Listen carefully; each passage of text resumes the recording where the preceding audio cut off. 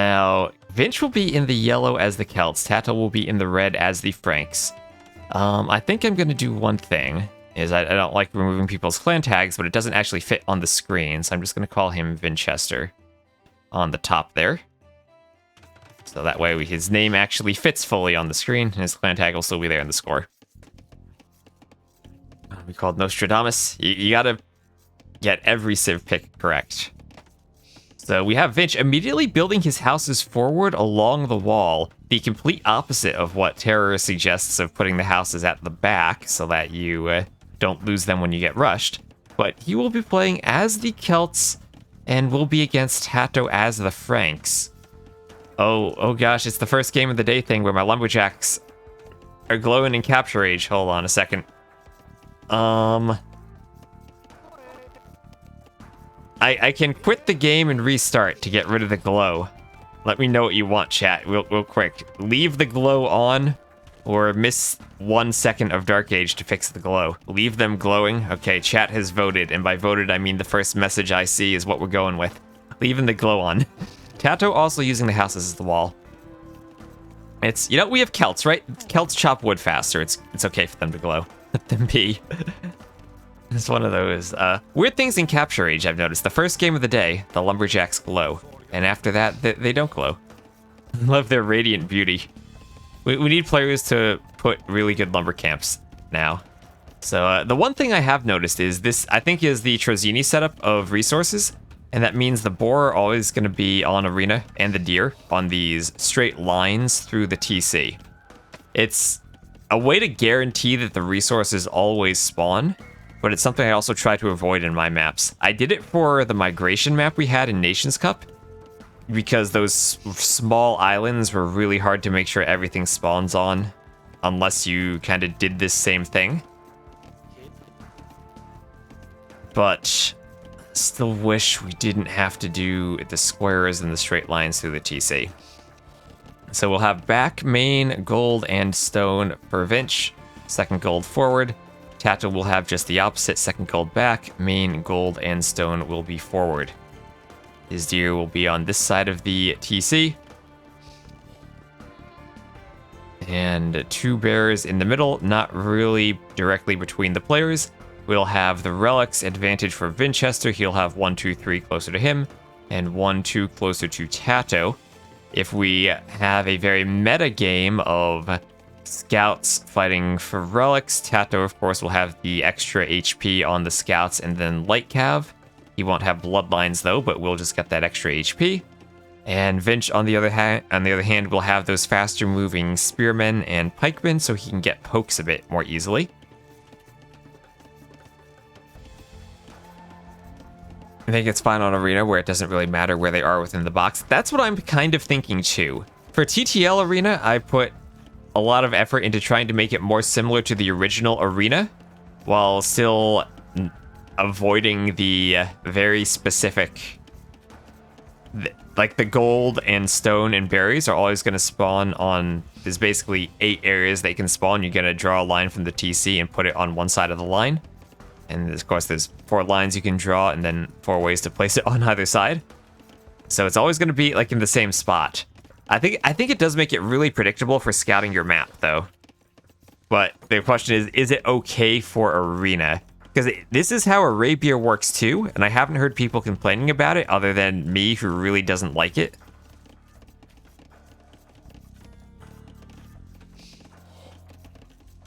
And the problem with this is it's just the easiest way to guarantee that things always spawn. And, well, you ensure players don't have bad maps, but I think it's a bit more restrictive and a bit less fun to have Age of Empires that always has the same map.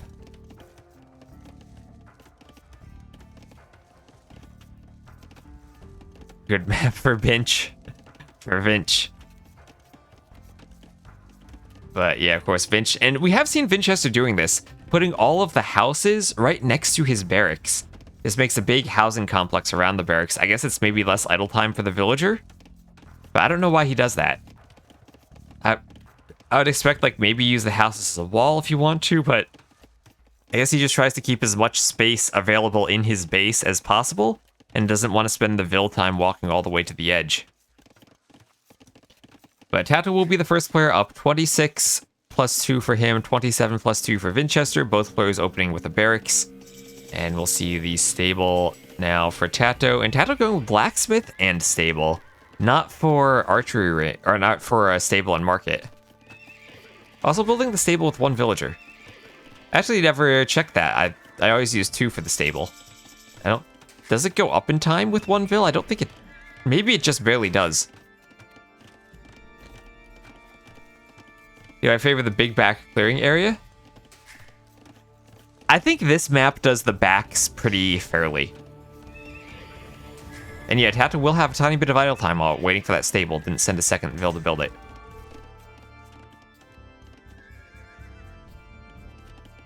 Like this, I think is fine, but that's also a good question of how big should the backs be? Because sometimes you'd have those arena maps where you would have pretty much no back area at all. And that makes it really difficult if you get pushed, because then you don't have farming space. Here, if, say, Vinch were to get pushed by Tato, he could go all the way back here and throw up lots of farms.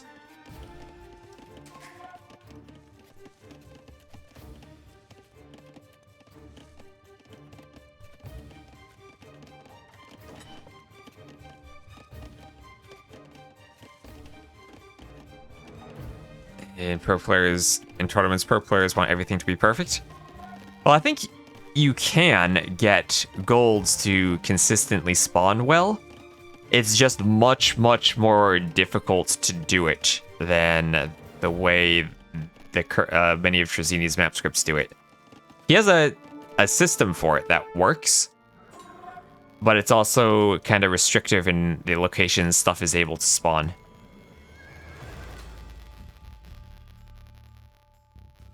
So we'll have both players up to castle, Tato a bit sooner, and both on scouts for the scout opening.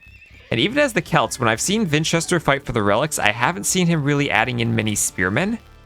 He usually prefers going pure scouts, and he's also going to be doing husbandry before light cav.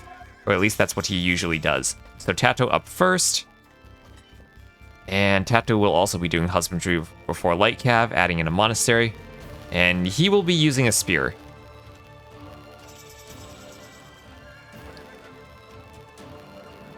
And he's going to take a fight while the spear is there, and the spear is going to get some good pokes in on Winchester's scouts. 3 of them now are low on HP. And both rushing out husbandry and the wood upgrade, while adding in more TCs. Tato going for 1 TC right away, Vinch going for 2. As the Celts, he does have a bit more wood to add that in. He's glowy lumberjacks, collecting wood faster. They'll add 1 TC on wood, 1 on stone. Yeah, the tiny speed loss from light cav can be very impactful. One of those things, I wonder if it's better just not to have the light cav and hussars lose their speed, but then you start running into situations where late game, all of a sudden, they're much more effective against skirms. They're much more effective in all the fights they take by moving slightly faster.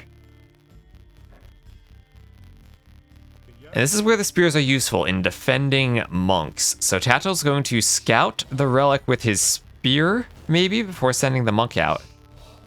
Those are some low HP scouts, so 1 spear up there, probably capable of defending. But Vinch, he knows where the relics are, protecting both of them with his groups of scouts. And Tato's going to wait for 2 monks and 2 spearmen. And he's going to keep 1 monk probably inside the wall while moving out with the other. We'll see if he moves out with both. So he's going to see all the scouts there. And try to converge. We're going to stand in the gate with a monk and get back inside. And nice spearman use from Tato. Loses the monk but kills all 3 of those scouts. And now he can take that relic in peace. So great play there from Tato, showing how the spears can be useful in these scout fights. We'll see if Vinch can get back in time with his scouts to kill that monk. But still, there are 2 spears there. If he tries to dive it, they will take some pokes. Tato just needs to be on point with guarding the monk with the spears. And here come the scouts, and Tato is not on point guarding the monk with the spears. And they'll get the monk for free, not even taking a poke. So misplay there from Tato. Coming back with his other scouts, he's going to try to find an engagement here. Those are low HP for Vinch. And Tato will get some doinks as he now needs to make yet another monk. And he'll be moving on to stone himself. Again, the Franks, they do have hand cannoneers and axemen. They do have access to bombard cannons with siege engineers, and they do have cheaper castles. So late game, I feel like they have tools for dealing with Celts. They won't be able to go cavalry against the Celts' strong halberdier line that moves faster, but they can go for gunpowder and cannons, which usually is what you want to do against the Celts. Now, Tato, oh, Vinch, this is perfect. Tato was guarding the other two scouts, or Tato was trying to attack the other two scouts with his spears, but Vinch added in a third scout and now picks off a third monk. So that's 2 monks down for Tato that he really didn't have to lose. Just, I think, bad play with the spears not being in the right position to defend the monk. He was keeping track of Vinch's scouts down here, thinking, oh, the scouts are there, I can move my monks out, but wasn't aware of that third scout. Now, with the 2 spears pushing him away, won't be able to take that fight, and these low HP scouts still can continue trying to snipe off monks.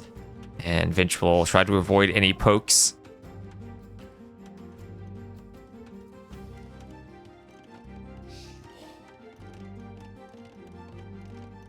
Turks with the free light cav means they have to slow down. And, alright, Vinch looking now to push, but again, Tato already on stone. The Franks are pretty good at defending that Castle Age push. And again, the spears need to get their pokes in. Monk, no sanctity, 4th monk down. Tato still doesn't have a relic. And Vinch has been doing an absolutely superb job sniping off monks just with the husbandry scouts. And neither player doing light cav, just staying husbandry scouts. Light cav is useful if you want to buff up your scouts and take a fight against the spearmen.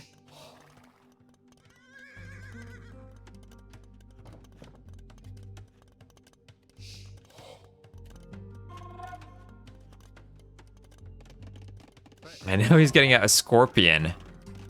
Scorpion against the Celts will help his spears take out that scout, but the Celt Mangonel is out and about. And Monastery in the middle with a few spears will make it easier to take the relics. Mangonel missing the scouts, but getting something of a hit.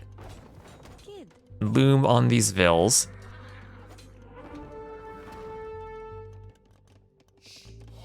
Tato saving on pension funds. Look at that monk dancing, doing a 360 spin to bring the relic in the gate. So, both players still on 3 TCs while they're booming. Vill count's just about equal. We just have wheelbarrow for Vinch compared to the free heavy plow that the Franks get. Tato's just finishing wheelbarrow now. In the Mangonel fight, Celts will fire faster.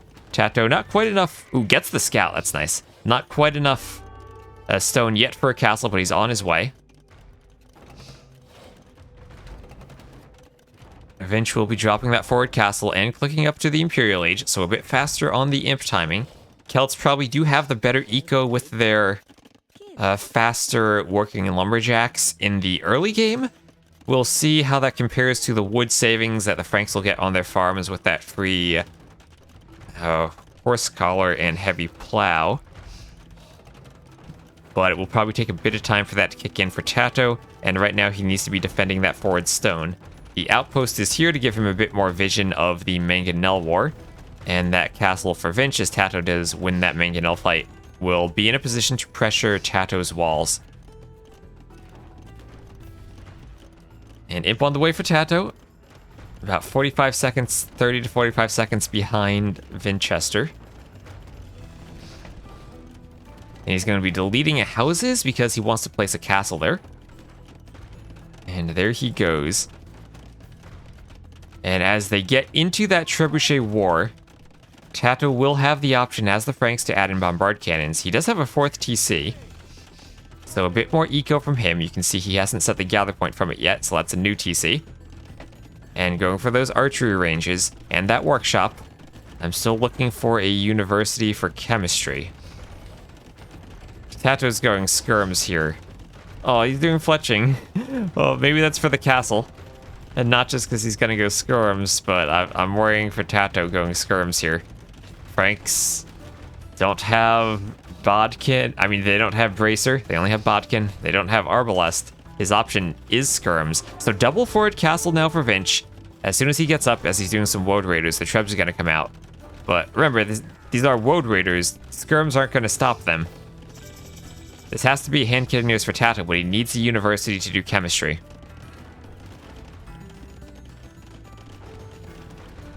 And I still do not see a university for him. So siege engineers for Vinch as he's getting the Trebs out. That is amazing. He also has masonry, and his eco is just set up perfectly for this Treb fight. Tato's up. He's doing throwing axemen. He's doing conscription, not going immediately for Trebs, doing a mangonel of his own. And more ranges, not doing anything from the ranges, throwing up that university with 3 vills. I think he might have not realized he needed it still, and he has to be clicking chemistry ASAP. And there we go, there's chemistry, but it's a long tech, and after chemistry comes in, it needs to make the cannons and then the hand cannoneers. Adding in stables too, but as I said, difficult to use stables against the Celts. And this castle still doing conscription. And it will be difficult to keep the cannons alive if the castle goes down. And he's now sending a bunch of vills to repair. 2 Trebs with siege engineers. The Celt Trebs, I believe Celt Trebs fire faster. So it would take a lot of vills to repair that castle, much more than the 13 you need against just 2 Trebs. I'm not sure how many, but probably like 20 or so, even just against 2 Trebs to be safe. But he'll let the castle go down. And I have to start worrying about his stone collection then, is his stone, as we remarked earlier, is forward. Building the castle in the back. And I like how he's putting some houses at the edge of the map. As the front of his base is pushed, he's going to need housing space in the back. And he's adding in that workshop. Now, chemistry is finished. 3 ranges in the back are going to start pumping out the hand cannoneers. He could probably use a couple more layers of inner walls. He's going to lose the 1 relic he has. We'll see if he has the... Yep, he had the gather point in the right spot. Relic pops out the back. Up, he chopped a hole for his villagers to flee through, but he needs to wall that up now as the Woad Raiders will be able to get in and raid. The glow won't protect those lumberjacks the same way a house does, and he walls it up just in time. Now he's getting hand cannoneers. So hand cannoneers against Woad Raiders. A couple of light cav to use as a trash unit. And then the bombard cannon. And as we said earlier, the large back area is going to give Tato room to farm. It still has 43 farmers, 50 farms. And he's going to start repairing the castle as he brings his cannon forward. He needs to get another cannon, maybe mangonel shot on the Treb, and he does. And he's going to sneak out the side of his base to try to mine stone. Vinch is prepared for that, patrolling with a few spears already. And this is where things start to get more difficult for the Celts when the cannons are coming out. And they can start popping out those, or firing at those Trebs. That's what Vinch needs though. Treb shots on the cannons. And the bear getting involved. Tato kills the bear with the mangonel. Saves the spear. And now Tato's going to try to reclaim that gold as he pops out the Trebs. Now that first castle just to buy time and get conscription. Now he has Trebs, he has cannons, and he has hand cannoneers. And the only bad thing about his spot now is, well, 1, Vinch has the map control, and 2, Vinch has 4 relics. So if Vinch can play a really long game and get to a point where... Oh, wait! Vinch is going Cavaliers with the Celts! Vinch is going Celt Cavalier! And he's using them to pick off the Treb, and he'll dive the bombard cannons with them. Tato was not prepared for the Celt Cavaliers. Remember, Celts do have paladins. Vinch could upgrade to paladin if he wants to. And this is perfect. Tato was not prepared for it. He doesn't have any halves. The hand cannoneers don't fire fast enough to take them out. And there's the GG for Tato. Vinch winning with Celt paladins.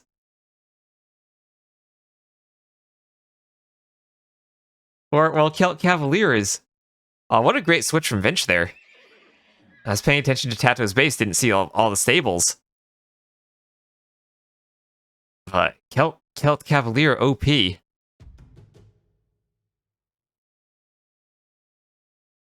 So Tato was doing everything to combat the normal Celt composition of infantry and siege. And were it just Trebs and Woad Raiders, he probably is able to fend that off.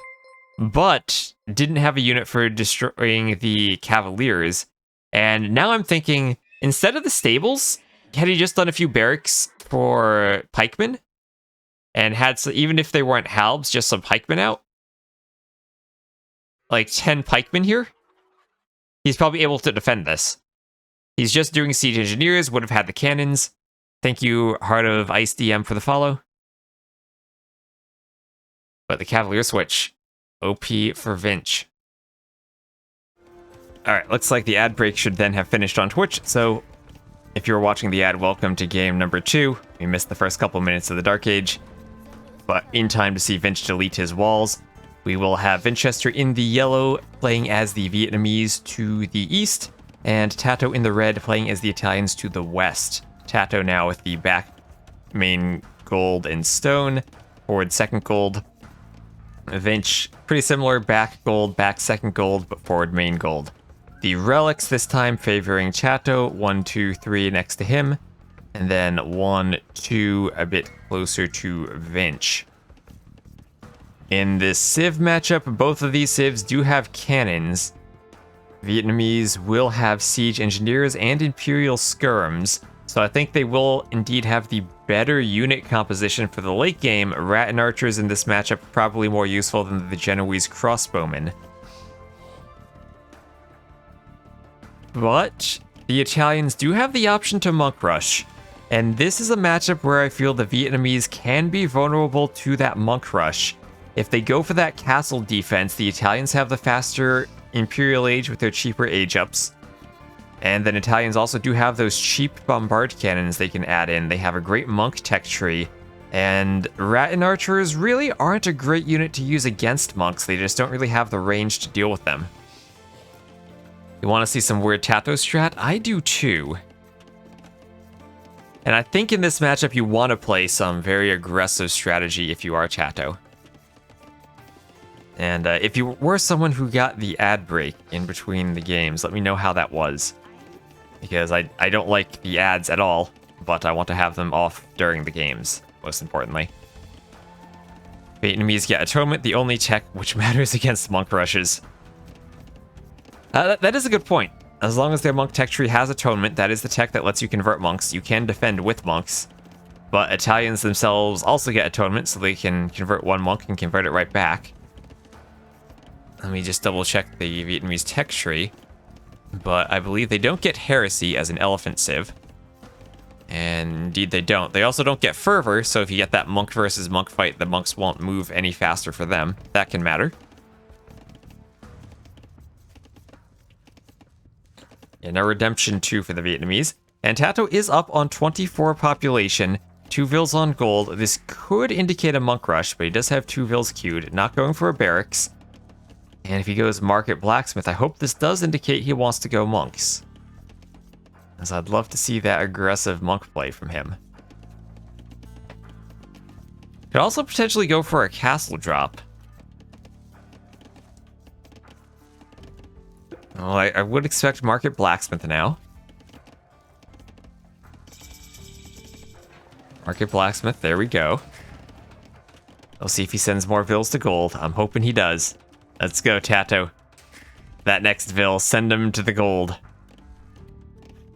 No, you want to do this, Tato. You have you're Italians, you have the resources for the next stage. Oh, no, he's going to wood. No, it might just boom. This might just also be a pure boom, like a 3TC boom for a faster imp, for a more eco push. If he gives up the middle.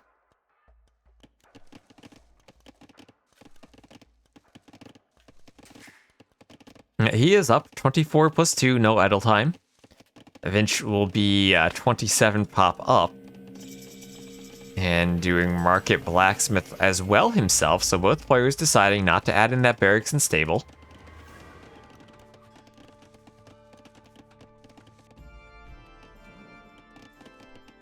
Tato not going heavy on gold, so this won't be a monk rush.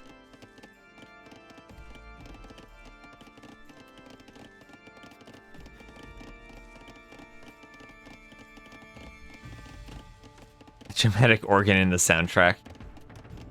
Oh, there is a barracks. Alright, Tato, you're keeping my hopes alive. Barracks to make 1 spear to protect your vill as you go for the monastery. Let's go, Tato. You can do this. You can monk rush. But he will have 4 on berries, 2 on gold, 1 lumber camp. Interesting build from him. This could just be 2 TCs right away to boom. Maybe a spear or 2 to protect a monk as he goes for relics. Well, it feels like this isn't going to be an early castle aggression from Tato. And yeah, he's sending villas over here. He's going to TC between the gold and the wood line. And might get another TC on his stone later. But we'll look to get a TC up right over here. 29 pop with 1 scout. Yeah, Vinch went 27 plus 2. Yes.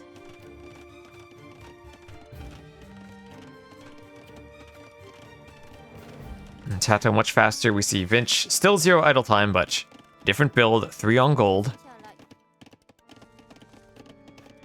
And 5 farms already.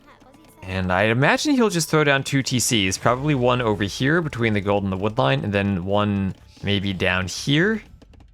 Or on the stone, depending on whether he wants the forest or the stone mine. You can also go directly on the gold, but usually you probably do want 1 on wood.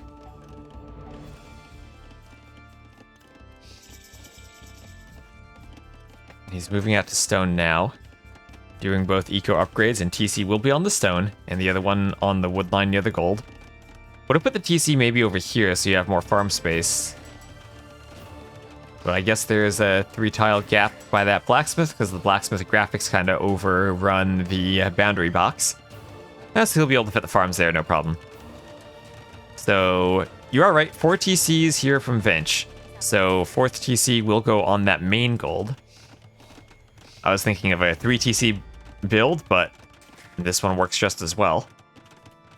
Wonder if it would have been better to put the TC on this wood line, since you already have the mining camp on that gold, but 4 TCs is 4 TCs. He's just going to throw down farms everywhere he can. Already does have a wood TC. And immediate wheelbarrow. Cheaper for the Vietnamese, so you can add it in earlier. Tato, though, was up faster and hence has more vills and already does wheelbarrow. Early wheelbarrow for him too, but does have enough farms, it's probably justifiable. Yeah, 26 plus 2 is fairly standard for light cav wars, you are correct. And Tato with that spear out. Interesting he would do the barracks and the spear if he's not doing monks, because what does the spear really accomplish here? It's not going to catch scouts by itself, although maybe it did. It does have a couple of pokes there.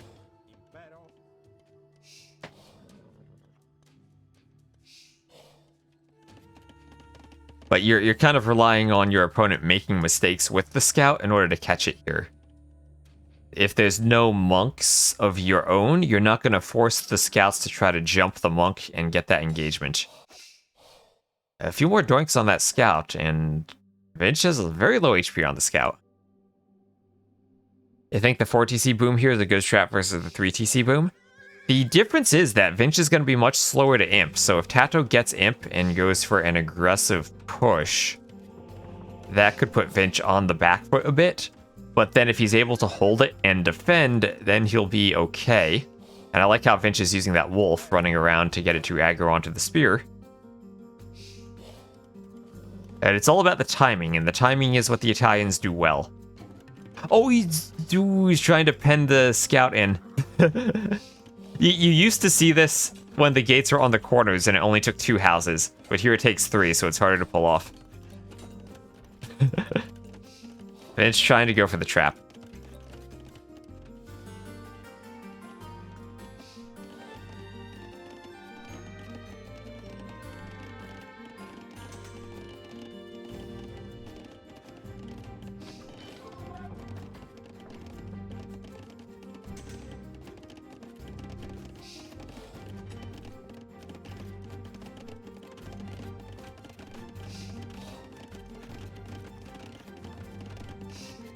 Stone for Tato indicates he's thinking imp soon and forward castle. There's the workshop and he has a monastery, so he doesn't need more buildings to click up.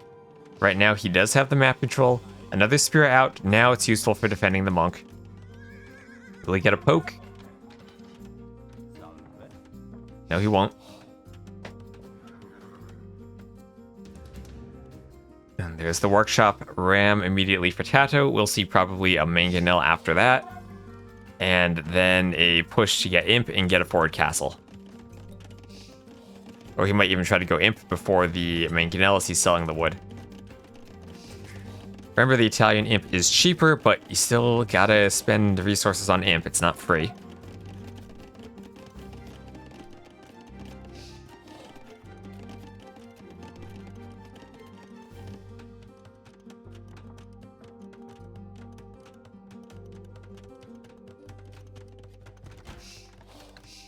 The ram will start pushing that wall, mangonel out behind it. And nice castle from Vinch that will cover the area Tato's trying to hit with the ram. The rest of his wall will be covered with a layer of houses. So even if he gets in there, won't be able to do much with it. But there's the Imperial Age for Tato, and he's getting the resources for a forward castle. And now we're going to see Tato, with the map control, investing into that army and that workshop, will come forward, get some outposts up to keep track of what Vinch is doing in his base. He'll see that workshop. And Tato's going to try to get a castle. Right here between these three resources could be good, or even out here to control more of the middle of the map could be good. He has a couple options for where to place it. And then just get into that Treb bombard cannon war that the Italians are so good at doing quickly. He'll be going for that far relic too, and behind this he should be getting perhaps even all 5 of the relics. And if I am Tato here, I'd just be so tempted to get one house in front of that gate. Just force a Winchester if he wants to come outside of his walls, either to siege down that house or make a gap to come through the gate. Maybe not even a house, maybe just 2 stone walls at this point of the game. But Tato's forward, might need to buy some stone. And looks like the castle will be in the middle more than the resource control spot.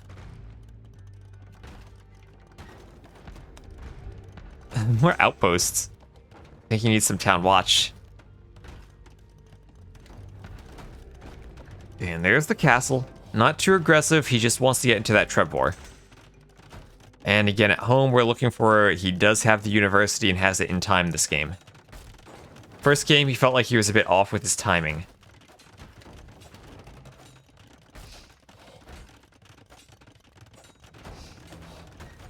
Vinch, 90 seconds or so behind Tato, a bit less. Doesn't seem that bad. Doesn't seem that bad, but against the Italians, it's a huge difference. And I actually wouldn't mind seeing a second workshop from Tato here forward. As we see that second castle now from Vinch. So Vinch, only 15 more vills, which is good, but it's not huge. So the Treb immediately is popping, chemistry is being queued, clutching for the castle to give it more range. No masonry yet. Remember, the Italians do not have siege engineers. I mean, if Vinch has the bigger eco and can afford it, double university for immediate siege engineers and chemistry could be amazing, but that's super expensive. And the Rat Archers are out. Mangonel's second one just finishes for Tato, and he's bringing in another relic. That'll be relic number 4, and relic number 5 is in the hands of his monk. Well, probably just wants to debate the Rat Archers so Vinch doesn't notice that, but it'll be 5 relics for Tato. Scores are flipping back and forth. It's real close at the moment, but Treb advantage now for Tato, and also chemistry timing advantage. And he'll be getting out a few condottieri. Tell me condo. And second castle now underneath the protection of his first. He's moving the hills to the other side. This is where you might even need Bodkin to keep the Rattans farther away. But 2 Trebs are out. Vinch, though, will have double castle Treb production. Tato doing the armor for the condottieri. And starting to pump out those cheap Italian bombard cannons.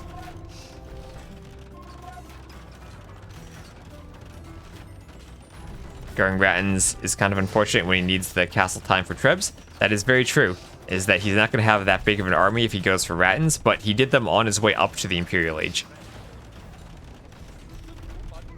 And that castle needs some repairs from Tato, and he doesn't have enough forward vills to repair it against all those Trebs. So they will be trading castles here, and now I have to wonder, this castle may be too far forward for Tato? Unless he can get a cannon and snipe off one of those Trebs. I don't think that castle really accomplished much for him. I think maybe back here, it still would have been a Treb-producing castle and then not in range to be sniped off immediately. And here come the Condottieri. But again, only 5 pierce armor, not that great. Vinch microing the Ratans, taking out the Mangonel, but the Condottieri, they take out the Trebs. That's what Tato wants them for, to take out the Trebuchets and stop Vinch from being able to defend. Great repairs from Vinch, and the Condottieri go down. Tato trying to make more holes in the walls to keep pushing through. It's the one thing where rams are really useful, getting through the walls better than cannons can. With these cannons, he can actually take out these workshops before Vinch has a chance to amass his own cannons. Vinch doing siege engineers, but looking still to defend. Tato, though, with 5 relics and with the map control. And, well, Vinch did invest in those TCs, but look at that Vil count. Only a difference of 8. Tato with 120 in the Italians. They don't really need too many Vils. He's in a good spot. I like how he's attack grounding right between the 2 workshops to damage both of them.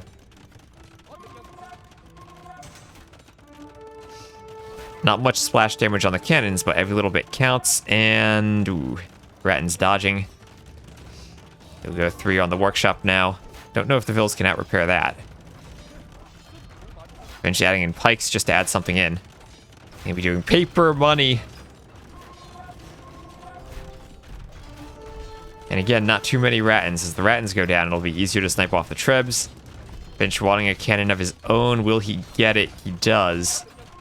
But remember, Condottieri will have that attack bonus against the bombard cannons. Easier for them to snipe them off than the Trebs. And down it goes immediately. Tato continuing to push in a really good spot. And showing another way to play the Italians. Didn't need to go for that aggressive monk rush and still is able to put on some early Imperial aggression. Maybe not as much fun, but will win the game for him as Vinch is on the back foot, running his villagers and losing everything at the front of his base. Tato has the relics, he has the map, and he soon will have the Vil lead as he's killing Vils on those lumber camps. More cannons in the back for Vinch, but now he has no way of dealing with the Condottieri. And cannon cannot garrison in the TC. Lots of repairs. The Vils repair the cannon as long as it stays within 2 tiles of where they start repairing it, so you do have some room to micro there, but there's the GG. Tato ties it up 1-1. And a pretty straightforward game from him. The bigger boom from Vinch doesn't really give him enough to defend against Tato's push, especially without getting the relics. So game number 3, tied 1-1. Vinchester will be in the yellow to the northwest as the Turks, and Tato will be in the red to the south as the Ethiopians. So Vinch using his first pick here. Tato still, Burgundians were his first pick, but Ethiopians were his second. He picks them one after the other, so might as well put them in the same category. Really high picks used for both players. As he's going to try to push in the deer.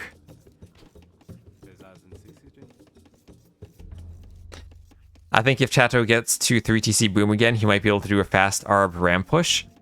That is something the Turks can be vulnerable to. But remember, Arbs are more expensive now. The fast Arab ram push is not as strong as it used to be. And that also does leave you vulnerable to castle age aggression from the Turks if you just try to boom and the Turks get their castle forward. A Slam classic. Well, that is how Slam got to second place in the previous Masters of Arena, but he didn't do that well in this one. Got swept by, I believe it was Valessa in the first round of the playoffs. Did make it to the playoffs, though. Slam, of course, did win Masters of Arena 2.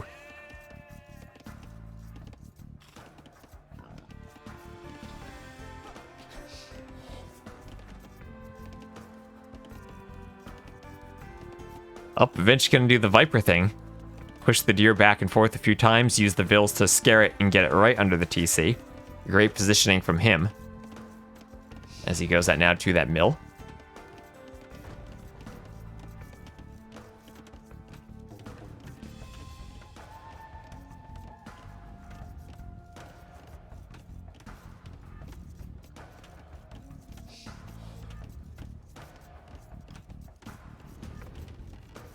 And mill now for Tato. Nice location on the back of those berries.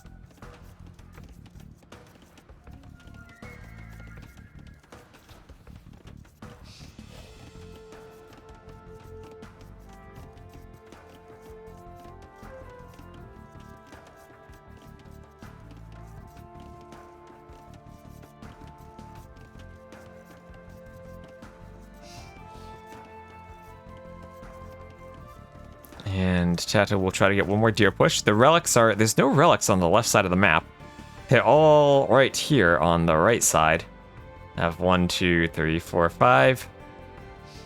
I guess that one's kind of out between the two of them. That one's in the middle. That one's closer to Tato. That's closer to Vinch. And this one's a bit closer to Tato. So maybe a slight advantage for a Tato there. Both players at least do have a gate pointing towards the relics. And then like a little side gate they can use.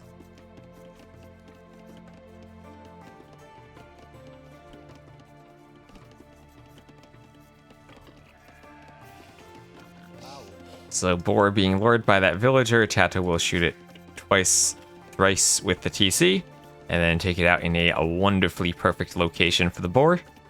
That is an A+ location for Tato. Ooh, he needs some glowy lumberjacks here. Look at this lumber camp. Has it in just the right location, that little nook in the wood line. Let's see if I can click all those trees surrounding it. Oh, yeah. Yeah, this is how you lumber camp. Good job, Tato.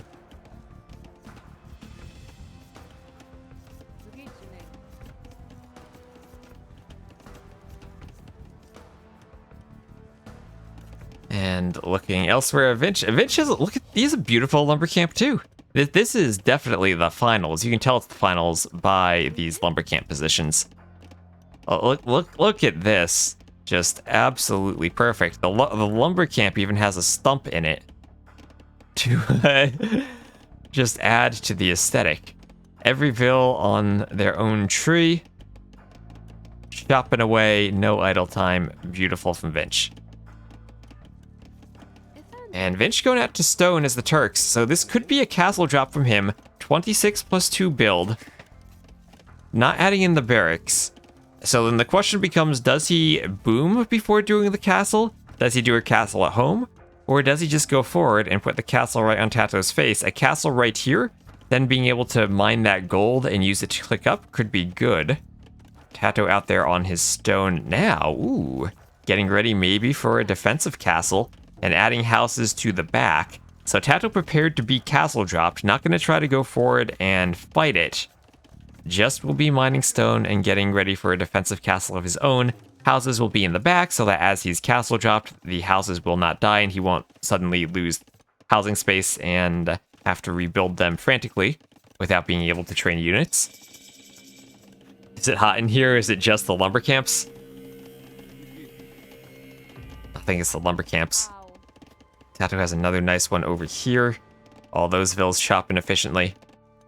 Bench. If you get a lumber camp that is this efficient, it's nice because then you don't need the second lumber camp. And you save 100 wood. And you can be just a bit more tight on your builds. Oh, and Vinch, he's going so heavy onto the stone, he hasn't actually mined any gold yet. So he's just going to use the market. He'll sell stone. Yeah, selling 100 stone and clicking up. Kind of weird to do that build with the Turks when you get the bonus mining the gold faster, but it'll work out for him. So 7 vills on that lumber camp.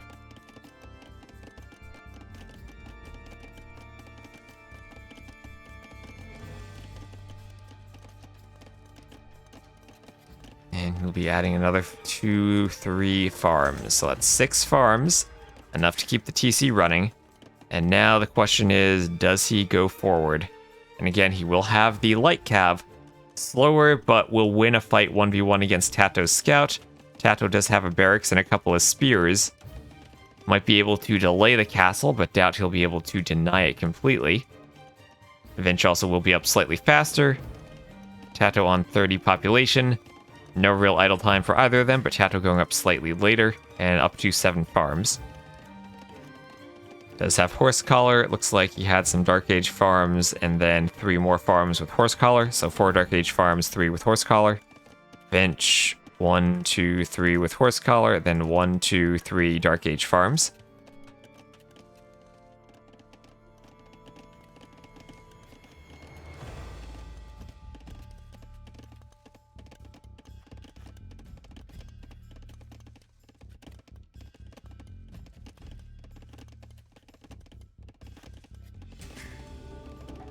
Castle Age on the way still for Tato. But Vinch doing the defensive castle at home, not going forward. Alright. Well, doesn't want to risk losing the Vills, but not going to be nearly as effective in applying pressure to Tato. Tato with the free pikeman does just kill the scout of Vinch. Vinch not microing there as he's building that castle, loses that scout for free, and that's horrible because now Tato can just pick up relics. Tato can add in a quick monastery and try to sneak relics in before the Janissaries come out. And remember, this is the old patch. This is when Janissaries still have their 8 range.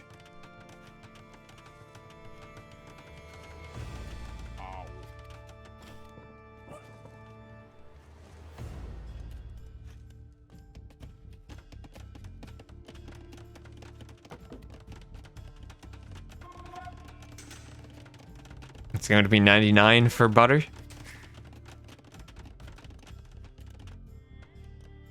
The problem is, right now my AQI is higher than the temperature.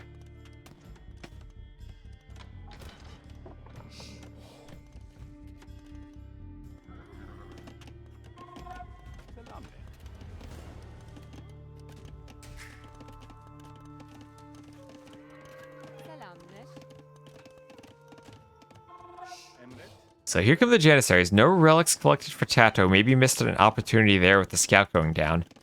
But still he's mining stone and he's booming. 3 TC boom against the Janissary push and going to go for a defensive castle.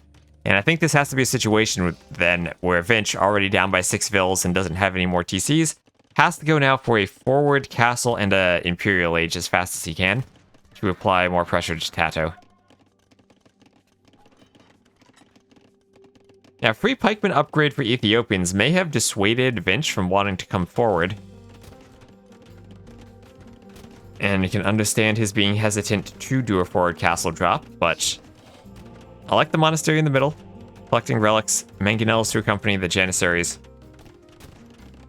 But with the defensive castle from Tato, and with having that back gold, castle will defend his stone, so he can keep, might be able to keep mining that, but well, Janissaries out here on the other side of the stone might be able to push the Vills away.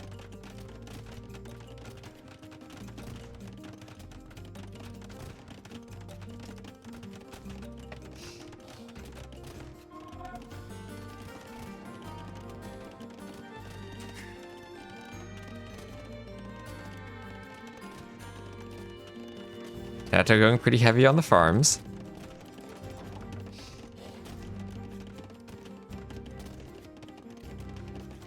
And you just see how the back castle affects the timing here. If this had been a forward castle, Tato would have had to do his castle earlier and wouldn't have been able to add the TCs in, and the walls would already be breached.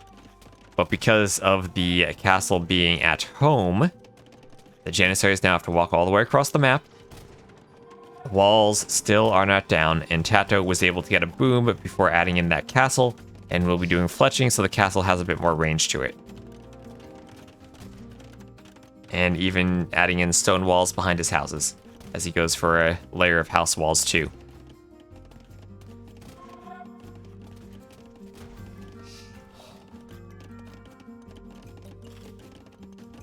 Oh, castle shooting beyond the wall even.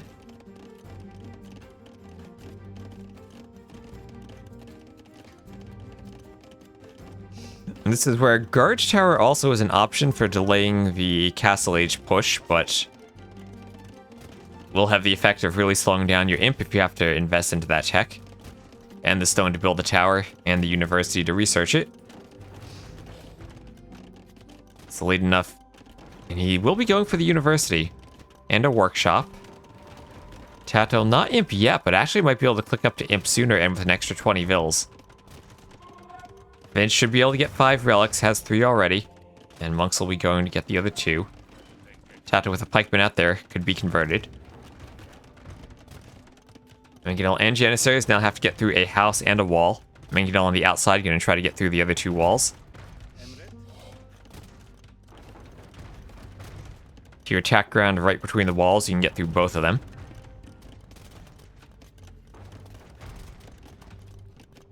Are very good to Janissaries? They can be, but that's more of an Imperial Age thing when they become Arbs. In the Castle Age, you still have to contend with the fact that this is the old patch. Janissaries have 8 range and will outrange your crossbows.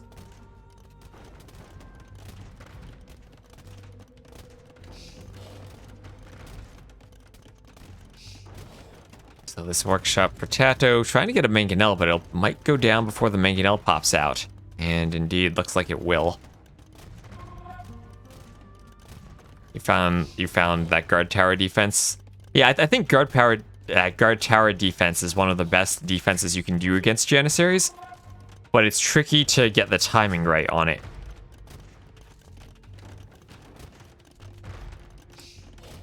So Tato will have the faster imp, and actually did come and re-wall to keep more Janissaries out. A nice play by him. Imperial Age is in this TC. Tato repairing. Trying to keep this TC up. That's very expensive on his wood. Ooh, I actually don't know if repairing that is the right choice. You're just going to see Tato's wood constantly being drained. Repairing a TC with 6 villagers is very expensive. And he's going archers, but remember, Arb is more expensive now. He's going to need to get Bracer to have the range to fight the Janissaries. And it will have to be probably Bracer crossbows he opens with. His eco doesn't look like it's going to be able to support Arb. And you also got to ask how quickly he can do chemistry. That's he has crossbow, and now his goal is to have the eco for Bracer and chemistry, as the Janissaries just take out that Mangonel. So it makes it so hard to fight Mangonel versus Janissary. So Tato's up to Imp. A few crossbows in the castle healing, more crossbows on the way. Oh, there's Bodkin. He didn't even have Bracer yet. His timing's weird, and he's going to be doing chemistry right away. And it will need to be chemistry and then Bracer as soon as he can afford it. And you see how the TCs are... This one's not doing any vills, this one's not doing any vills. He needs to save up for Bracer. Also, where's his market? Safe behind his castle. And this is his opportunity to re-wall. He's going to have his crossbows out in the middle. Looks like one monk didn't get a relic in, so that is only 4 relics. So the TC is down, Vinch is up to Imp. But Tato so far has done a good defense, and I think a lot of that is just because Vinch was defensive with his own castles. Vinch now down by 16 vills. That difference will probably increase as he's going up. Or actually, you know what? Tato, he lost a TC. It's only 2 TCs. That difference will stay the same. Next monk being picked off as well. And now Tato's just going to rebuild that TC. And I think he needs to look to just re-add in the stone walls. And he knows all the relics are in the middle. If he can make some type of quick push and get to the relics, that's an option for him. But remember, Turks are still Turks. And if they can get to artillery cannons and bombard towers, it's really difficult to push them at that late game stage if they get comfortable. But now we do have Bracer and Chemistry. It'll be Bracer Chembos for Tato now, as he can't afford Arb. More coming forward, but now it's just you're equal on range. It's not like you outrange anything. They're just equal. Easier to micro the crossbows, though. They're definitely more accurate. Especially with ballistics. And they do now outrange the mangonels. So 2 castles at home for Vinch for pumping out the Janissaries. We'll see if he can get a mangonel shot. Remember, no onager for the Turks. They do have to rely on their cannons. Tato with a good micro to use their extra range now with Bracer. And Vinch put all the relics in that center monastery, hasn't been able to run them back, and doesn't have a castle in the middle. I gotta wonder, maybe that second castle could have been by his monastery? or if it really needed to be that defensive, but conscription on the way, loom, town watch, handcart doing all the eco upgrades. Down by about 18 vills, and Tato with the score lead looking to push out. And claim this area in the middle.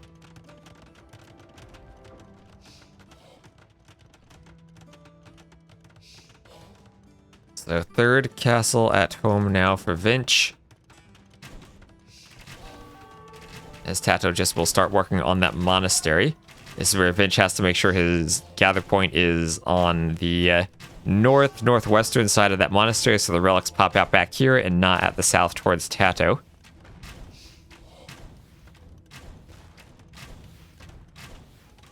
And Tato needs to be wary of that bombard cannon. 12 range now. 12 for both, no siege engineers, no artillery. Took one relic home. That was the relic that was in the middle of the map that was denied from him. I must have gotten that home at some point.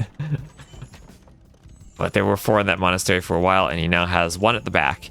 I think his goal is to try to get a second now.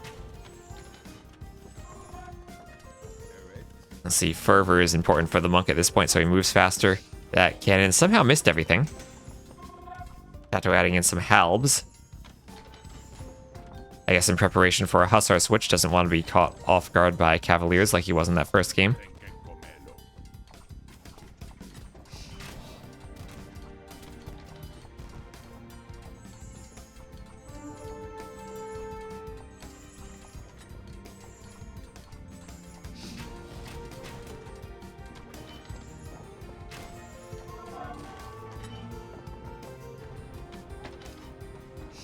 That's the house going down.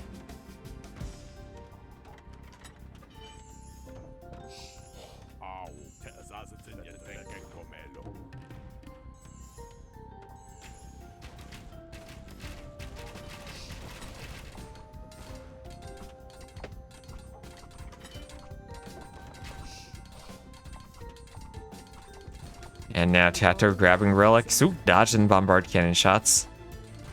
And that'll be 2 relics for him. Vinch managed to grab 1 more, and he'll now be fighting over that 3rd relic. And Tato's still ahead in eco, but in the long run, Vinch still is the Turks. Arb now in for Tato, doing elite skirm, doing 2-man saw.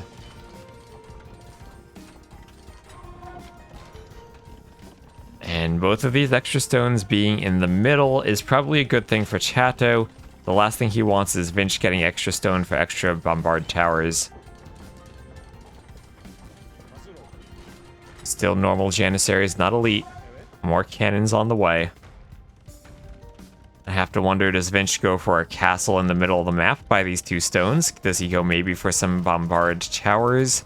Artillery, of course, for whatever reason, no longer costs stone. It now costs only wood.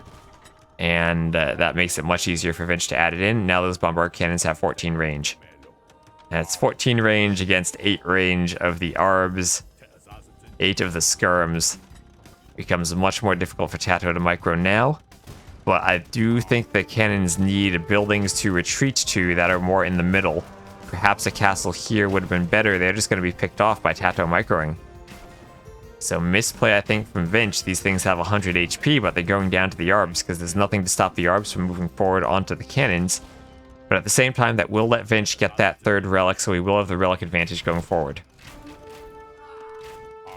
And Ganel shouldn't really be able to do much against Arbs. Again, Turks can't upgrade to Onager. But now it'll be 3 relics for Vinch, 2 for Tato. Siege Engineers on the way for Tato. Of course, the Turks don't have that because they do have their bombard cannons. And it'll be elite Janissary. And Tato will look to try to push that castle now, as he adds in another workshop.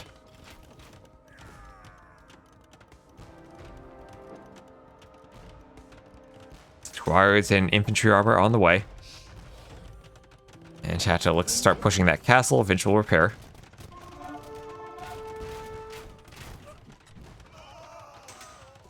Does Elite Jet do more range? It will do more range in the next patch, but now it's mostly more attack. We get up to 22. And a bit more HP, I think, too.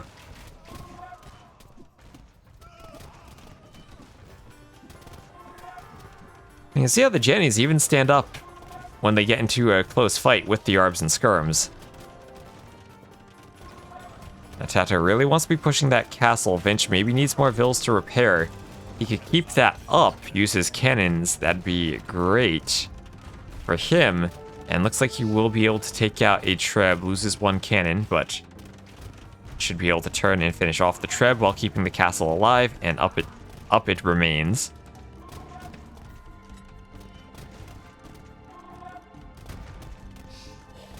And now Vinch with the score lead with the elite Janissaries. We have torsion engines for Tato, so it'll be torsion engines and siege engineers against artillery.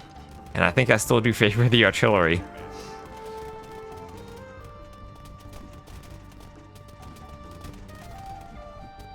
The range just makes it so much easier for your units in the middle of the fight.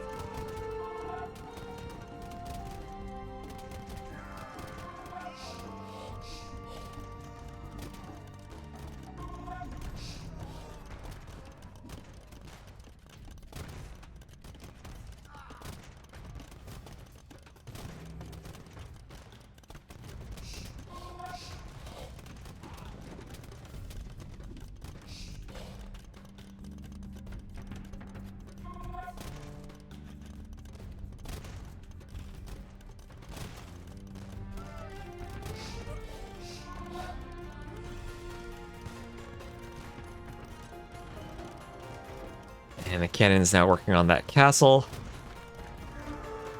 Tato trying to defend. Torsion engines will be good against the Janissaries. But these cannons don't really care about skirms. They get extra HP, up to 100 for the Turks. It's even more HP than the Hufnitze.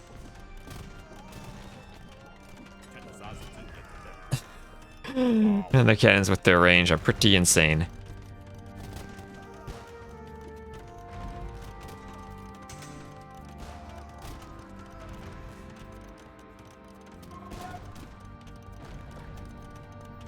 Gate crumbles.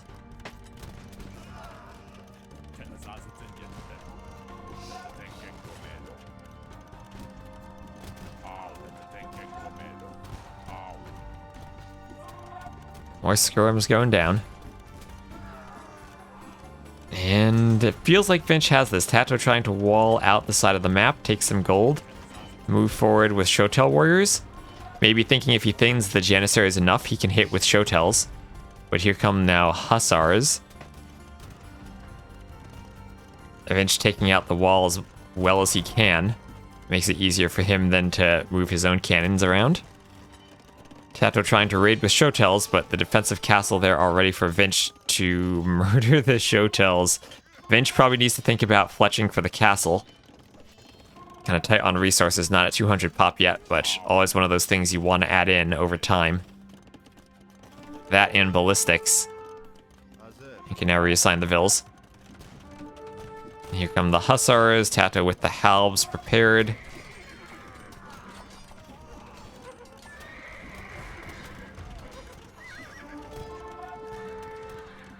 It feels like Vince just not quite at the population he needs to be at. There's that center castle. The thing that I've wanted him to, or I've wanted to see from him for a while, just give him a space to retreat to with his cannons in case he starts to get overwhelmed and the population starts to fluctuate in favor of Tato. And hello, DJ Sepson. Thank you again for the report on the TTL map. I still have no idea why it was not bugged for everyone and only for you, but it is fixed now. So thank you again. And this is again where with that forward castle you want to start thinking about fletching, Bodkin, Bracer, extend the range. Give yourself a bigger safe spot. Tato trying to push out a bit now.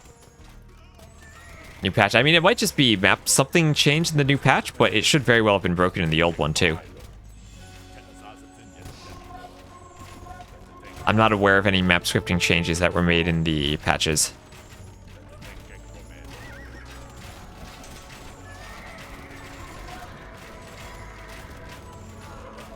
I did one weird thing on Hideout that broke in the new patch. I somehow had a whole bunch of bears being spawned I had like several hundred bears appearing on the map. That was weird. But I'll fix that. So the Janissaries continue pushing. Start to take out the Arbalests. Wasn't there a change about woodlines? I think that was an edit to the map script, not the map scripting engine. How many kills? I don't know. That's locked behind a paywall. We can check the KD though. 255 to 144. Oh, look at those. Look at those wonderful numbers.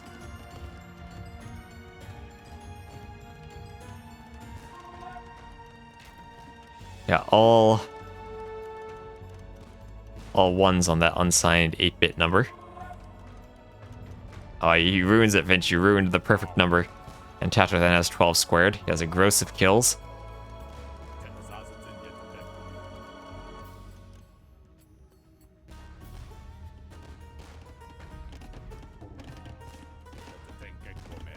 And still pushing with those artillery bombard cannons. At this point, though, does Vince really need to worry about pushing? I think he's just... He has the extra relic, and he still has Turks.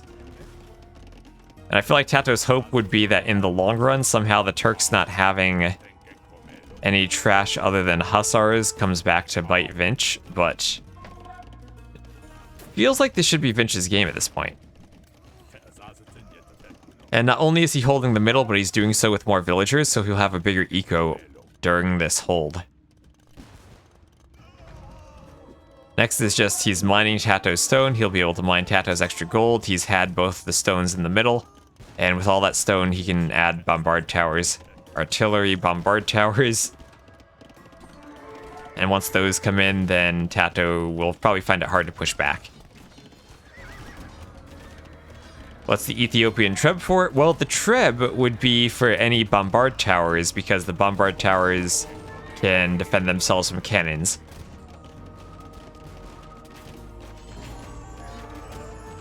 I think the other question is how effective will the Halbs be? Certainly useful against the Hussars, but nothing but kills for the Janissaries.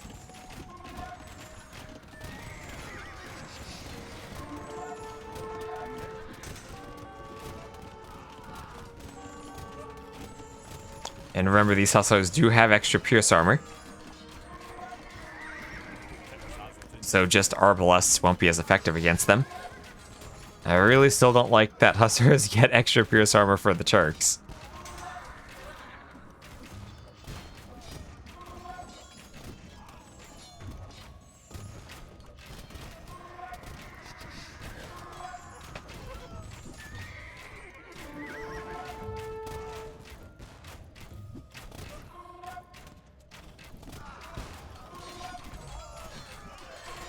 Worms going down.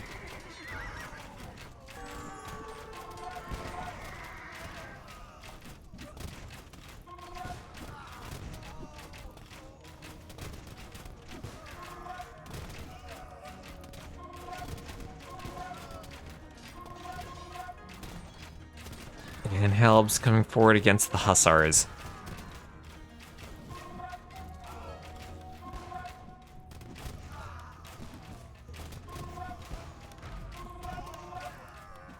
Skirm's still fighting the Janissaries, but that is a group of 7 bombard cannons. 6 bombard cannons now. Hussars again coming forward to deal with Skirms. Tato's on full trash now. And Arbor 3 mixed in, but that's the only thing here that's not a trash or a cannon, as his monk even goes down. Finch with 5 castles for Janissary production, more than enough production for him.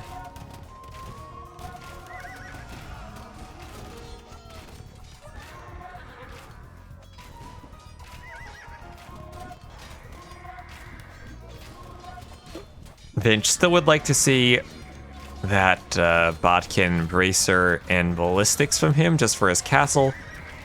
Also missing Blast Furnace on the Hussars, so a few more upgrades he can be working towards as he's selling some wood. Up to 80 farmers.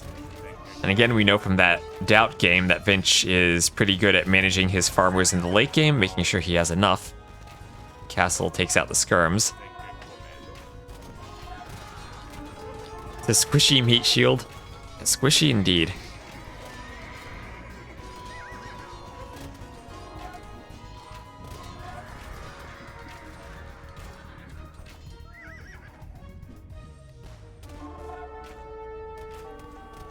The odds only 55 for Vinch. I think this is more like 100 for Vinch. Like the only hope for Tato would be he lasts until gold runs out, and then somehow wins without gold. I mean, maybe that's it. Maybe that's the point.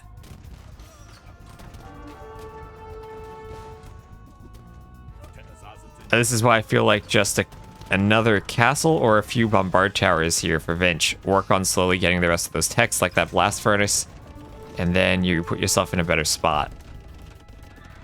And I think just spending the stone, you get like 10 or so bombard towers arrayed here. It's something that Tato can't really push without a lot of trebs, and at this point the gold's low enough that he can't really afford the trebs. And that gives you the advantage in the late game fight. There we have Bodkin for the castle, and then Bracer should be next for him. And you get those towers around this gold and this stone, and suddenly you can mine them. And then you also get that shield in front of your castle, so Tato can't just come and do that push and immediately get to the castle. Tato trying to hold this out, going for rams on the side, but Hussars there ready to deal with the rams.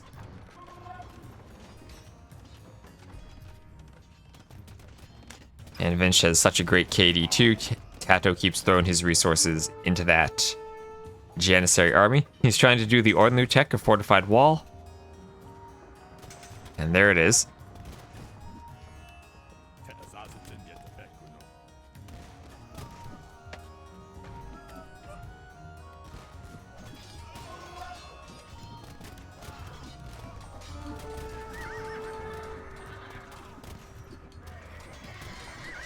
And there's the castle I've wanted to see for Vinch over that gold and that stone. We'll let him mine it and also get the cannons in position to besiege Tato's castle.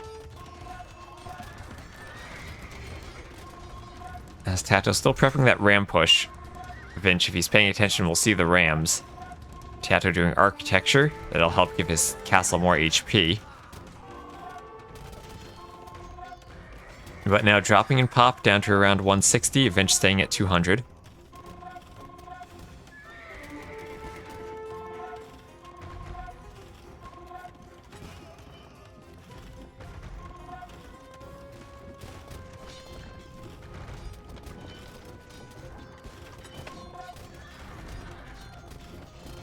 And again, these Hussars.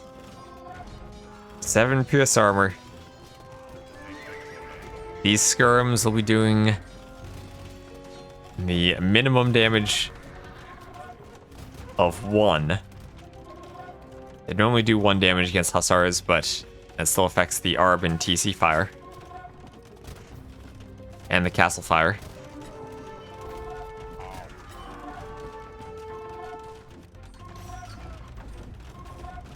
And Tato going for the ram push, halves inside the rams, but Hussars are here to pick off the rams.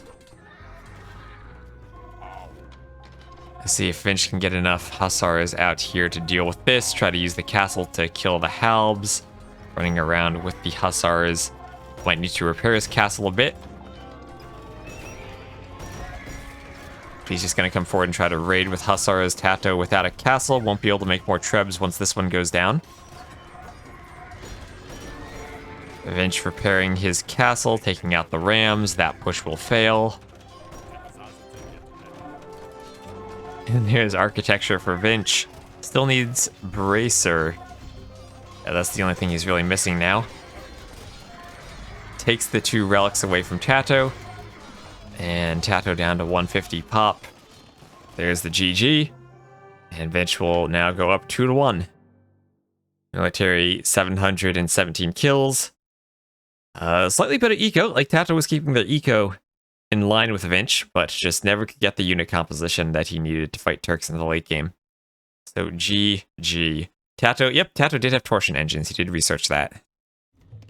We will have Vinchester now with a 2-1 lead, playing in the yellow as the Saracens to the northwest, and pretty much the same positions they were in the previous game. We also have Tato as the Koreans in the red to the south. We will have a line of 4 relics directly across the middle of the map, and then 1 relic closer to Tato. This is one of those relic spawns where I wonder, could we do something better with the relics in the middle? I'm always wondering, can we do small tweaks to the maps to make them better? This one doesn't really matter too much, but slight advantage to Tato, and I feel like the line itself is slightly closer to him. But anyway, we will have Tato with forward golden stone and second gold also kind of forward. Then we will have Vinch with back golden stone, second gold forward. And Saracens Koreans, I feel like in the late game, this probably favors the Koreans. But both these civs do have siege onager. They both have bombard cannons. Saracens now have counterweights as their unique tech. They took away Madrasha, or what that tech was that used to give them a gold refund when their monks were killed. I may have been the only one who ever used that tech because it was incredibly useful in Saladin Pacifist. But now they have extra attack on their onagers and trebuchets after their counterweights tech. DJ Sapson used it, yes. Yes, I thought that was a nice tech. Like, I didn't think Saracens needed another late game tech. Like, they're already a good late game civ. I thought the civ was actually better with the old tech. Yeah, the Saracen Monk Rush. The Saracens really did need a monk tech too. I mean, they are a Monk Rush civ. Oh, the game is paused. I wonder if Tato is setting a hotkey. Okay, Tato is the one who paused. Considering the amount of monks killed in Arena, it would be decent here. Yeah, I know. It would be decent like as a civ bonus, instead of just a tech sometimes. It's kind of expensive to do the castle during the Monk Rush. The only monk tech that kind of makes sense at the castle is Inquisition.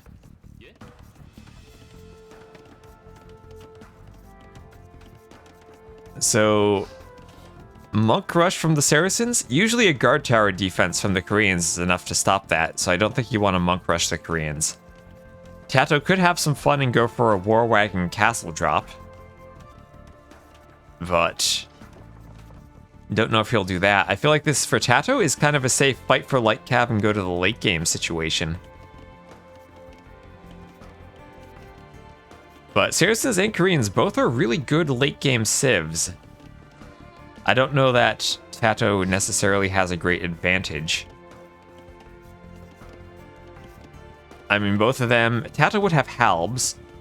Mamelukes probably not that useful, other than maybe against war wagons, but Tato just doesn't have to go for the war wagons, can go hand cannoneers instead.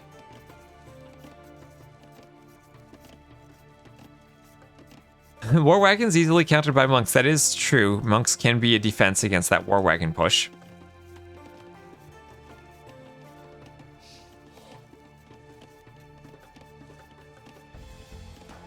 Hill's moving out towards that wood line now.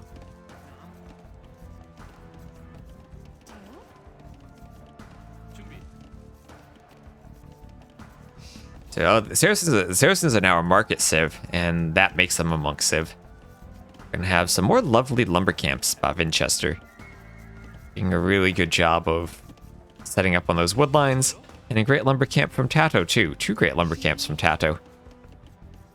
They'll be able to do a TC there, or a TC there, or a TC there. Then maybe also have one on the stone.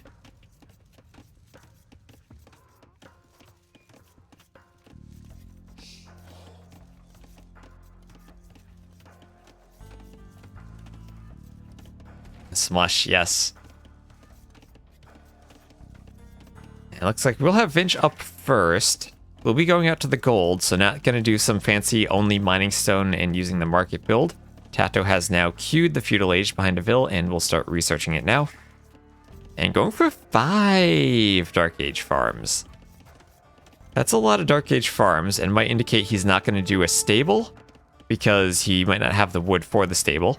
Only 4 for Vinch. Still has the option of barracks stable, but probably will not opt for that. So 26 plus 2 for Vinch, 27 plus 2 for Tato.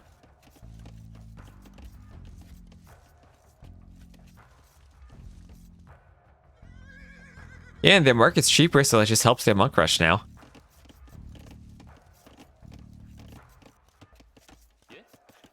Houses in the back for Tato, getting them out of the way. Out of the way of his ability to place farms, too.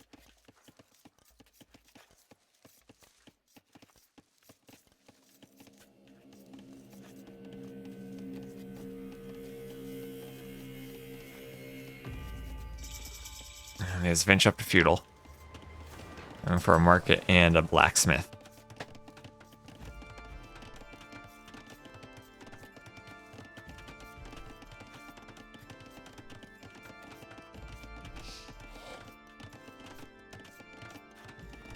Oh. And then a barracks. Okay, so market blacksmith barracks. That might indicate a spear opening for ooh. He's doing it. 6 vills on gold. Barracks for a spear. Oh, Vinch, please make this a monk rush. Please give us a monk rush. We need a monk rush. It's Masters of the Arena finals. Oh, you can monk rush 1 TC imp into trebbing the Koreans, and I think that's what you want to do against the Koreans. They can guard tower defense, but not against trebs.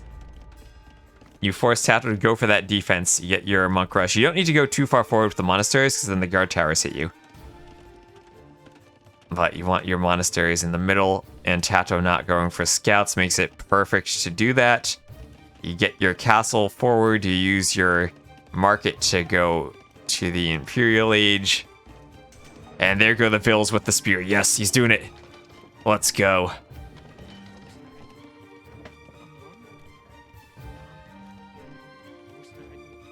Here come the forward vills. And we'll have a second spear. Keep the vills safe. Add a house in the middle. Give him some vision too. And thank you, Old and Dusty. As we have an Old and Dusty monk rush here.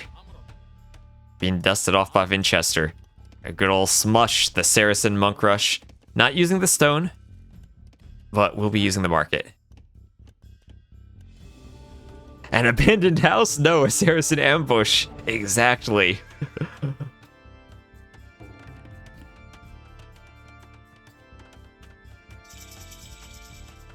There's monastery number 1 and the workshop. So monastery workshop.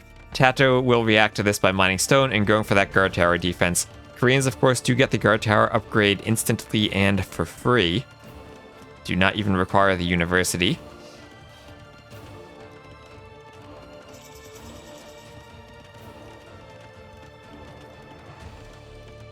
And here comes the monk monastery right next to the relic, so Scout won't be able to pick him off.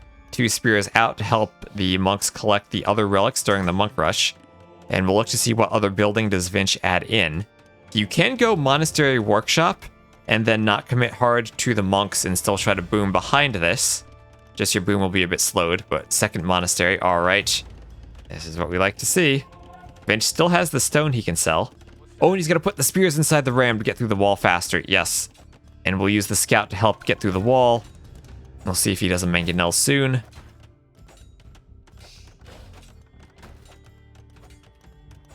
.26 pop is still fairly slow for the monk rush, though. He's adding in sanctity. More monks coming out of that monastery.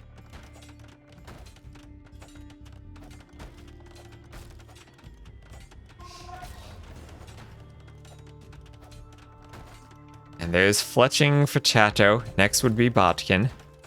He's doing loom. And another guard tower on his gold. Just guard towers everywhere. I like the house by the gate from Vinch. Gonna make sure Tato can't just run out and fight. Were he doing a light cav? And he's gonna see the tower. And the tower is gonna make it really hard for Vinch to push. And I think this is gonna need to be Vinch going to a forward castle and then imp. He can practically buy a forward castle now. What? No, he's gonna do TCs. He's gonna swap to booming behind this. He does at least see that Tato had to go to stone and invest into the guard tower defense. But I don't know if booming behind this is the right decision. I'm feeling that just using the market to go up to imp faster, get that forward castle, and get into a treb war would have been the decision here. Oh, and Tato's even just gonna re-wall by that breach.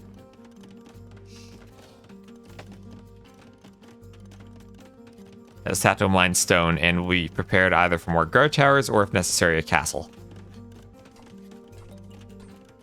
Nothing happens. So here's where the second monastery kind of maybe an over-commitment.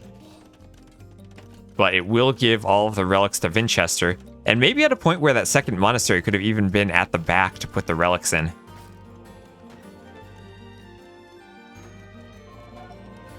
But 5 relics will make up for that Vil difference. It's about 6 Vils on gold. So eventually we'll just need to pick up that last one he's scouted. We'll just need to pick up that last one he's scouted. We'll eventually pick it up. Tato going for another guard tower. Just keeping Vinch away even more. Doing wheelbarrow and staying on 2 TCs. But Vinch at this point on 3 TCs. So 3 TCs now going out to get that 5th relic. You'll probably have a bit of an eco lead. Building a house near that gate, where he otherwise has punched a hole in the wall. Is trying to scout what Tato's up to. He sees Market, Blacksmith, Siege Workshop. Monk, question mark. That's a nice monk emote. Low Elo 8 Meso Monka. That's a perfect name for the emote, too. So scout will be healed, then run in under the guard tower. Monks want to convert the scout. Just can't run under the tower. And this will be some great scouting for Vinch. He's going to see how many TCs does Tato have. He's going to see Tato has an archery range. No walling to trap the scout. Nice quick walls there from Tato. And he'll get Vinch's scout trapped and take him out. So good walls there. And Vinch now can just keep battering down these outer walls of Tato and try to get some conversions on the stone miner. Or on the stone miners. Oh, spears inside that ram to make it extra speedy. Look at that thing go. Didn't know that Vinch was such a good arena player. He's proving himself quite the clown now. And well, with the relics, he now has the definite eco lead as he's adding in that extra TC. Both players on the same eco upgrades. And Tato has had to invest his stone into those towers. Remember, stone is finite. 3 towers will eat into your castle reserves. As Vinch is now going to keep pushing in through that wall. We'll do Redemption to deal with the Mangonel. Gotta question if Redemption is worth the later imp time now, though, as he does have the stone for the castle. Can castle here and mine that stone. Or could castle here and mine the gold, whichever he prefers. Or try to knock down walls and do a forward cat. Actually, like a castle here if the walls go down would be a great spot, but don't know if he can do that with the Mangonel. Well, the Mangonel will be taken out if the monks convert.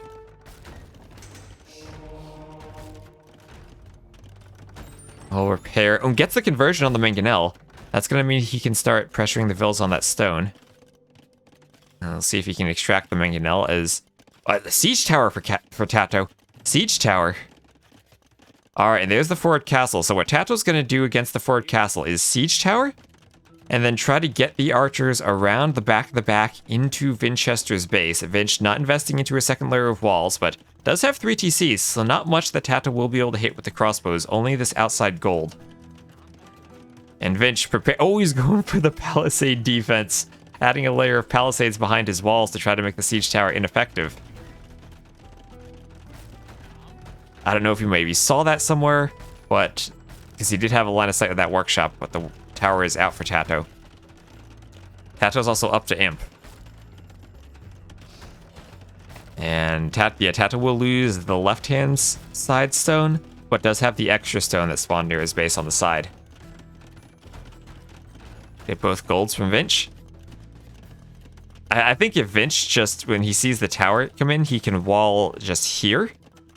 And then at that point, Tato doesn't really have a line to get to this gold because it's protected by the TCs. And the Mangonel on the inside of the walls too. As Vinch is going to be rushing up all of those palisades, preparing for the siege tower.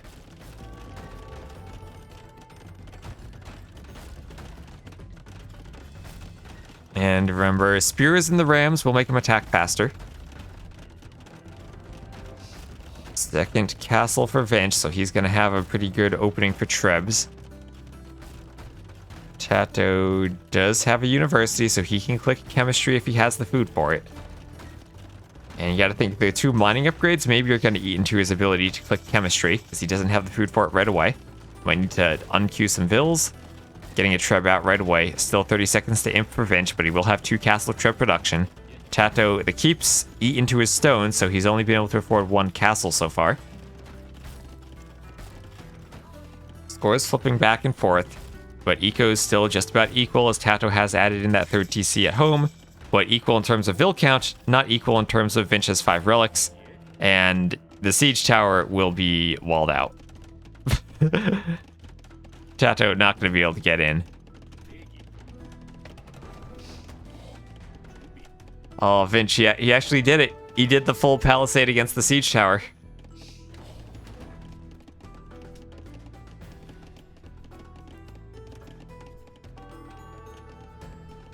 I've never seen this work before. I have seen it attempted. Usually the tower gets there, but Tato wants to put a keep there, so the keep will break through the palisade and keep Vinch from being able to re-wall. And honestly, he could probably just ungarrison the crossbows and try to shoot through there. Keep will also keep the mangonel away. But it's Treb war time. Vinch has the production though. He'll get the repairs.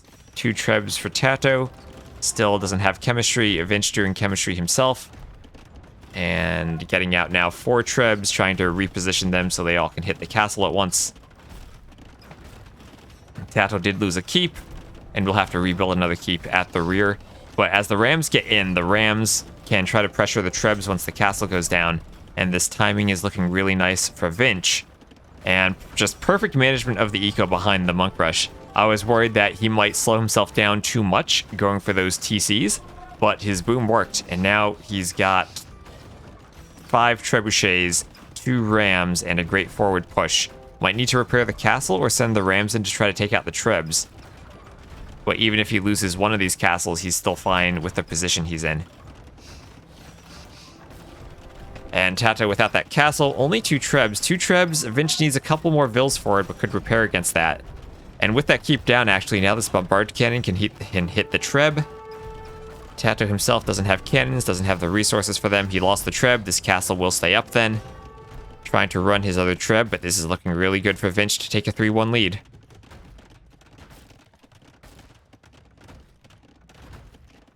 Treb goes down, cannon out finally, and will not fully get the kill, just gets a hit. Needs another hit. But the monks are there with Redemption and block printing Theocracy on the way. They can convert the cannon, keep it away, and that's what the Saracens can do.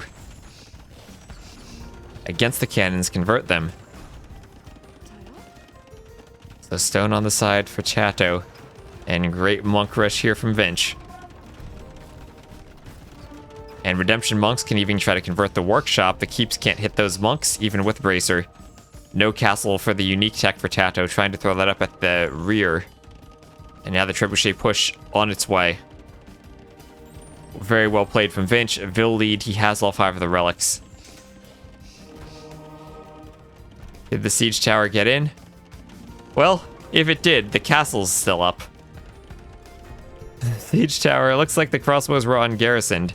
I think he did get a hole in the wall and get in, but as I said, Vinch, all he did was wall the other side of his base, and he was already defended by the TCs, has a castle up, and will now just treb down these forward keeps.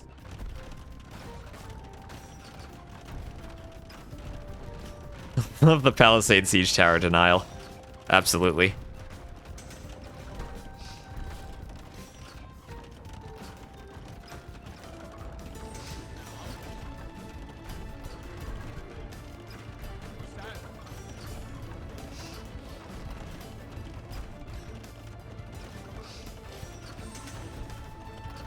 And Tato has only skirms. The arena misfortune of having only skirms.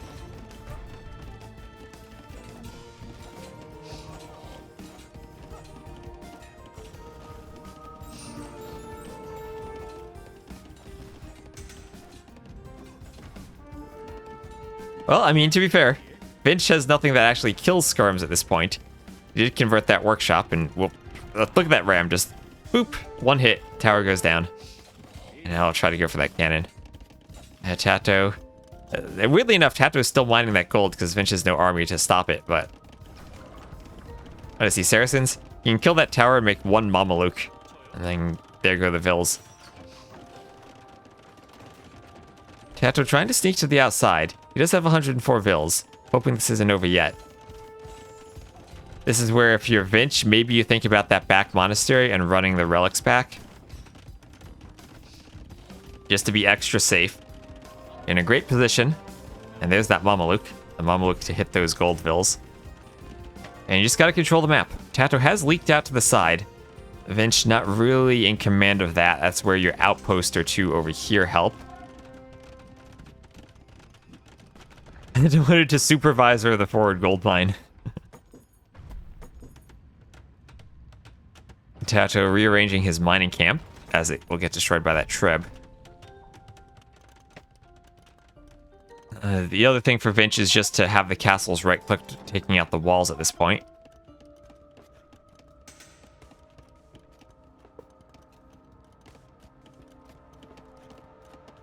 And what's Tato's hope now? That the skirms will be able to push back the cannons and give his cannons enough breathing space to take out the forward castles.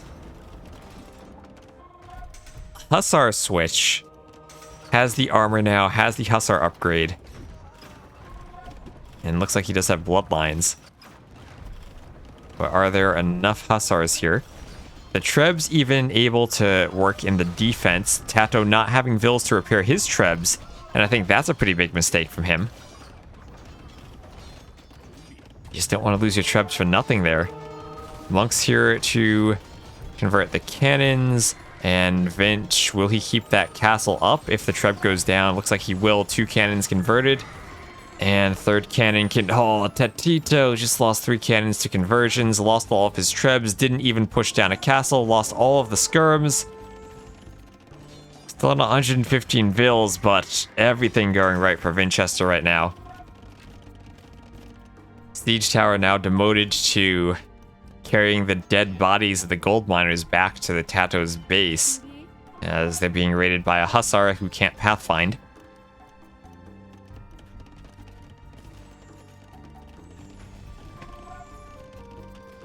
Holy monk. Well, Tato now trying to go for pikemen, but the Saracens can just do hand cannoneers or arbalests or Mamelukes to deal with pikes. And Vinch even gonna go for the forward TC. As he's still cleaning up the gold miners. I think Vinch doesn't yet know about those TCs. Maybe I think the capture age, it's just capture age showing the farms. I don't think Vinch sees that. Might be where Tato's out here if he sees the barracks, or if he sees the barracks, which his house will.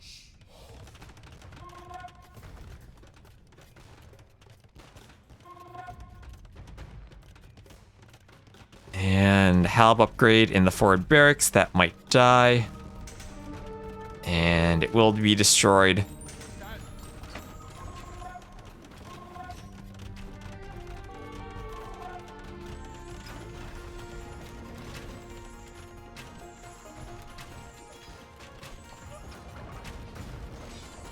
Treb is down.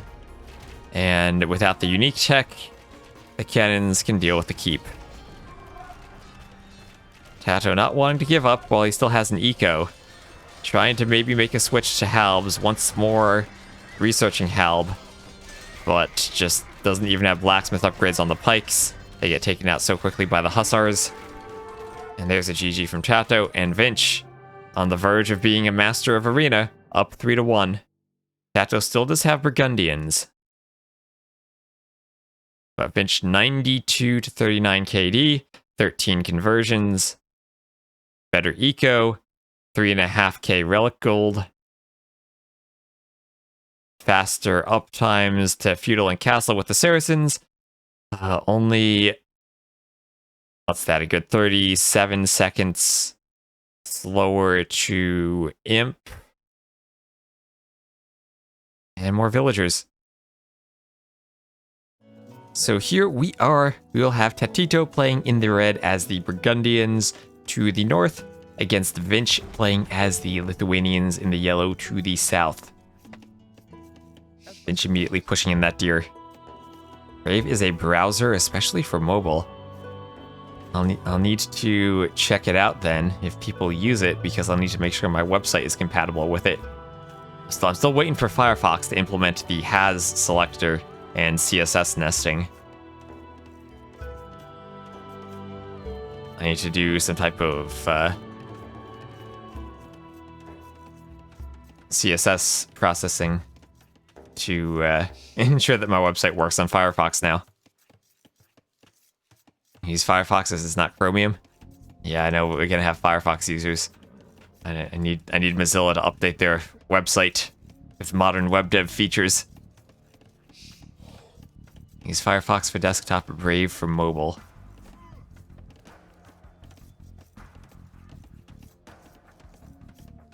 You know, I had an idea the other day, and maybe this exists already, but we should make a browser that takes all of the common browsers and has the like minimum feature set that they all support.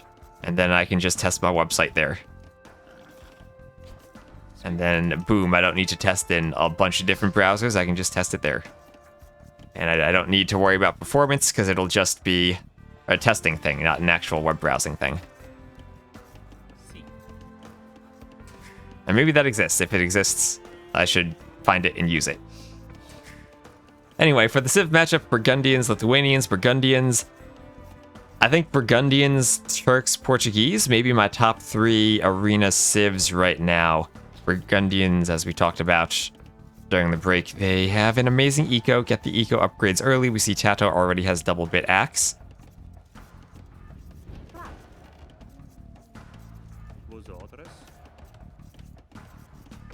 And we'll be pushing in those deer. We'll see if he goes for the early horse collar. We did see that game where Tato was Spanish against Viper's Burgundians. That Viper was up late enough, it let Tato get that very forward castle drop. Some very basic things are still browser specific.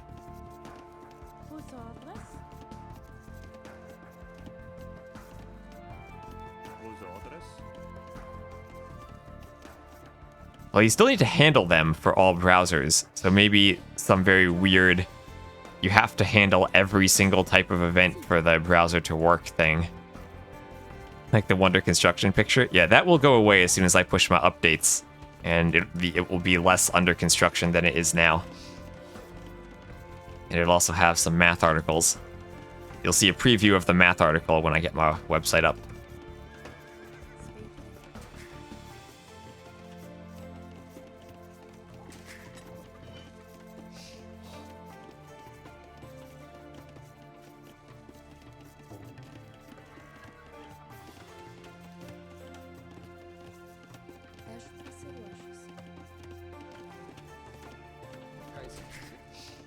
Feudal will be queued now for Vinch.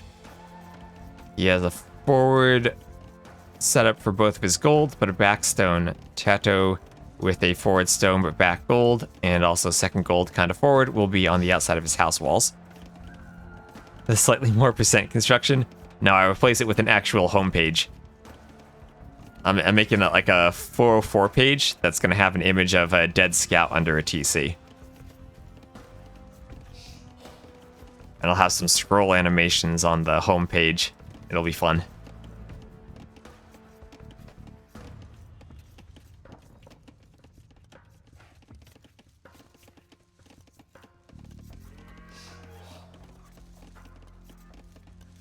And there'll be some mobile support with that little hamburger menu. So still a feudal on the way. First for Vinch, then for Tato, 26 pop versus 27 pop.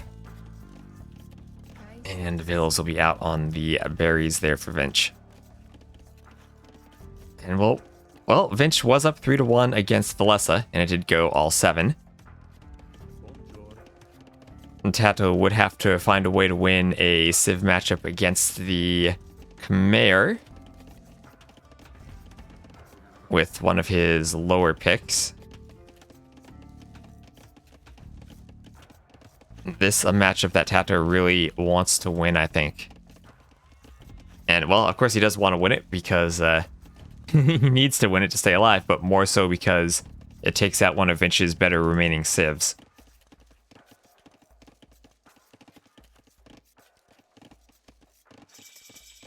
As Vinch is up, Blacksmith Market, not going to fight for the stable for relics immediately.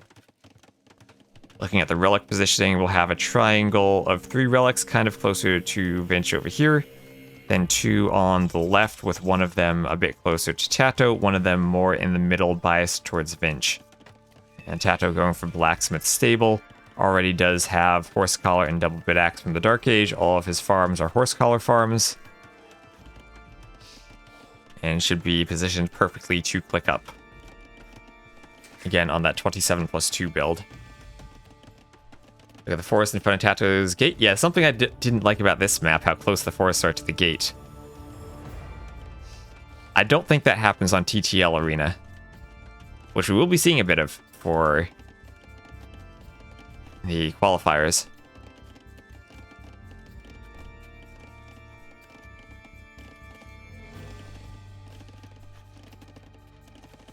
And heavy plow for Tato on the way up. He will do heavy plow before doing any more farms.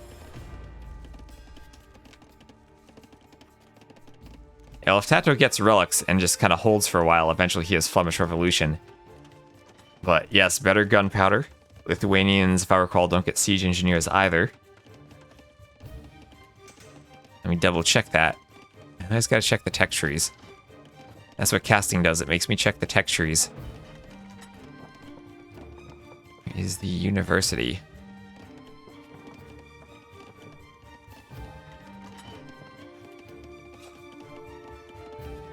We're getting some scouts drinking and forward vills for Vinch. So Vinch might be going for the Monk Rush. Yeah, again, he is going to Monk Rush. And that's the timing, right? The late feudal for Tato trying to click up to get all the early eco upgrades leaves him vulnerable maybe to this early pressure. And I can't find the university on this tech tree. Why do we have horizontal scrolling? There's the university. And Lithuanians do not indeed have siege engineers either. There we are. So Vinch is up, double monastery right away. And no loom on the vills. Tato will not be in time to deny this. Enough spears, 3 spears out for Vinch. Tato trying to add more poking spears, but only has 1. This is now 4 spears for Vinch. And 2 monasteries up, no problem. Pikemen also will be added in, of course, that is cheaper now. And here comes the Monk Rush. Tato now doing a monastery of his own, and he might be able to go stable plus monastery defense. That is an option. Burgundians do have good monks themselves, but monasteries for the Lithuanians will be working faster. And of course, maybe an eventual knight switch could be a possibility here, as the collection of the relics will give the knights extra attack, and were Vinch to do bloodlines, and he gets at least 3 relics, then his knights actually do have more attack and become strictly a better Castle Age unit than the Cavaliers. So Light Cav and Husbandry for Tato will go for Light Cav and double Monastery Monk defense, while also adding in a TC. He has 10 farms, and usually I'd say, well, you might not have the eco to support this, but this is the Burgundians. These upgrades are cheaper. These upgrades are cheaper and earlier. And 2 TCs, 12 farms will support that. Double Monastery just needs to go heavy on gold now. Let's see what Tato can support. The hard thing is that Vinch will have all of those relics powering his eco. Tato's going to try to snipe monks with his light cav as well as he can, and stop Vinch from freely gathering all of the relics, but it will be a tall task with all of the not just spears but pikemen Vinch has out. So monastery, or not monastery, market is there, but Vinch has not sold the stone. There's husbandry, and there's also some healing from the monk, but while the monk is healing, Vinch is running to get the relics.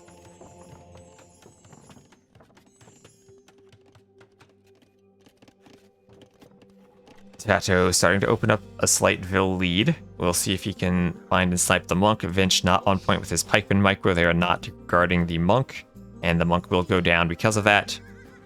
Took a misstep back towards the pikeman. I think he just needed to run south and get closer to the monasteries, south-southwest. As this will now be 4 relics, and only 1 is left out. Sanctity for Tato, Workshop for Vinch.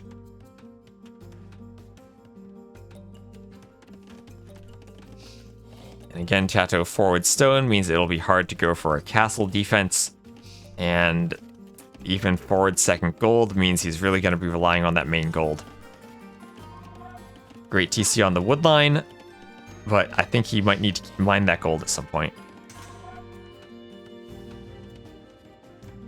And Vinch, after losing 1 monk, still will get the relic. And now he has out 6 pikemen, going to make the light cav push rather difficult.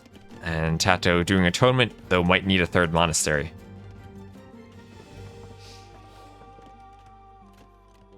Both players patiently waiting for atonement to come in.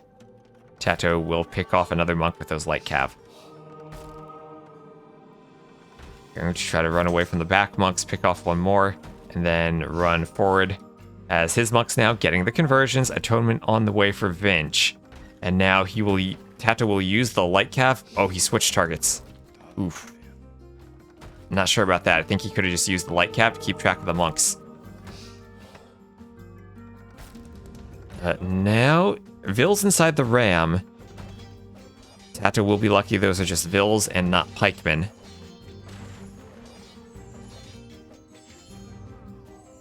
And we're just seeing the late atonement end up hurting Vinch here. Wait, he does get he gets 2 conversions really quickly. Got the light cav there to pick off the monks. Monks can convert to pikes. And now the light cav will come forward. There are 5 monks here, 6 monks for Vinchester. Can he get conversions? The monks are not converting. Now, this is a good light cav cleanup here for Tato, getting 4 monks. There are only 2 left with spears poking at them. Tato still has a monk and will run around the spears, get another hit. And that's only 1 monk getting away and he won't even get away. 1 monk will pop out. And Tato has to run there, but that was really good for Tato. Oh, and he's going to get another monk. Splitting up the light cav there. A poke or a delete there. And so far, great defense from Tato, going both for the light cav and for the monks. And he's going to start moving out to that stone, thinking about a castle, doing redemption so he can convert the workshop. And if not convert it, at least charge up conversions on it. Mangonel's on the way, but redemption will let him convert them. And so what started out with good RNG for Vinch ended up with the spears were not in position to protect the relic, and he didn't have atonement right at the right moment. And I mean, at this point, does Tato really care if that wall goes down? Yeah, it'll let Vinch in. But what's he going to do when he gets in? It's not like he has light cav to raid or Vills to drop a castle.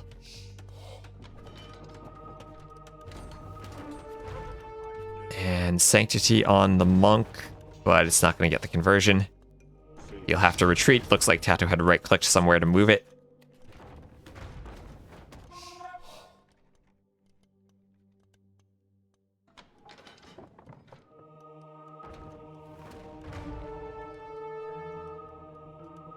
This is where if you convert the mangonels, you can immediately turn and try to shoot the monks. There's 1 mangonel down.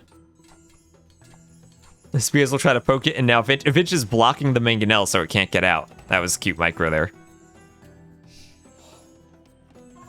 So light cav and redemption now for Vinch. He's going to make a light cav switch himself, as he has added in 3 TCs and was booming behind this, but will be well behind Tato in eco, and again will hurt that his farms have only horse collar and not heavy plow as Tato has had.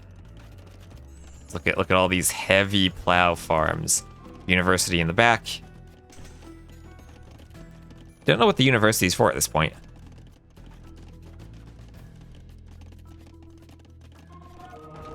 It's not like ballistics is going to be useful.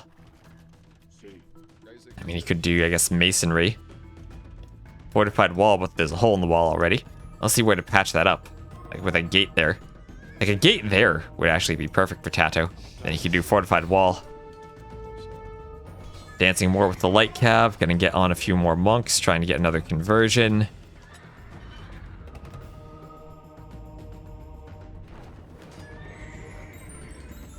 Does get a conversion, but the light cav are picked off. Now, still pikemen here from Vinch. And remember, Vinch does have 5 relics. So even though eco advantage for Tato and he is up to Imp, still will be facing a 5 relic deficit.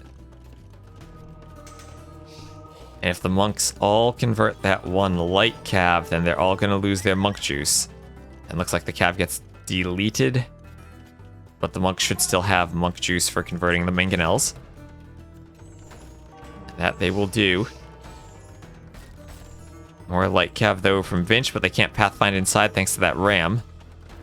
Monks all have their conversions set on the light cav. 1 gets converted, 2 get converted.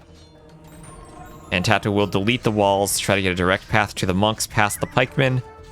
And will snipe off 1, but then lose the light cav.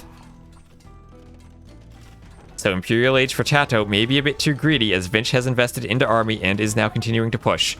Monks getting the conversion on the workshop, Tato has to delete. Same thing with the stable, has to rebuild now barracks in the back.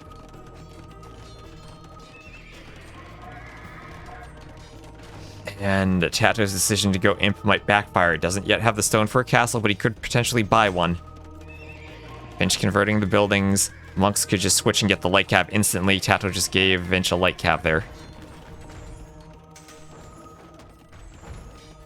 And the stable's converted. Again, that forward stone for Tato costing him, he will need to buy stone for a castle. We see Vinch buying stone, sending the vills. He wants a forward castle, but he's not Imp yet. And Tato's still with a slight vill lead, but the relics probably make up for that. And if Tato wanted a castle, he has to do it very far in the back now. Can't do it forward under those mangonels.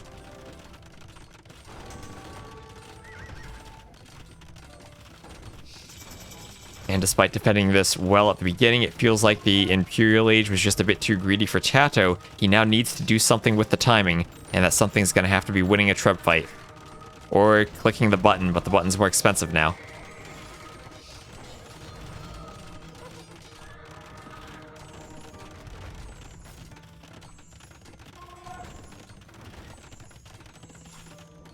So there's a castle, and there's a treb on the way. Still 2 minutes away from Imp is Vinchester. He has enough vills to repair against 1 treb. I wouldn't mind him sending another 4 or so vills forward just to repair against 2. He's going to start doing Lechai. And this is Lithuanian with 5 relic Lechai. We'll have their free attack upgrades. And I think this is a decent position for Vinchester. He might win the series right here.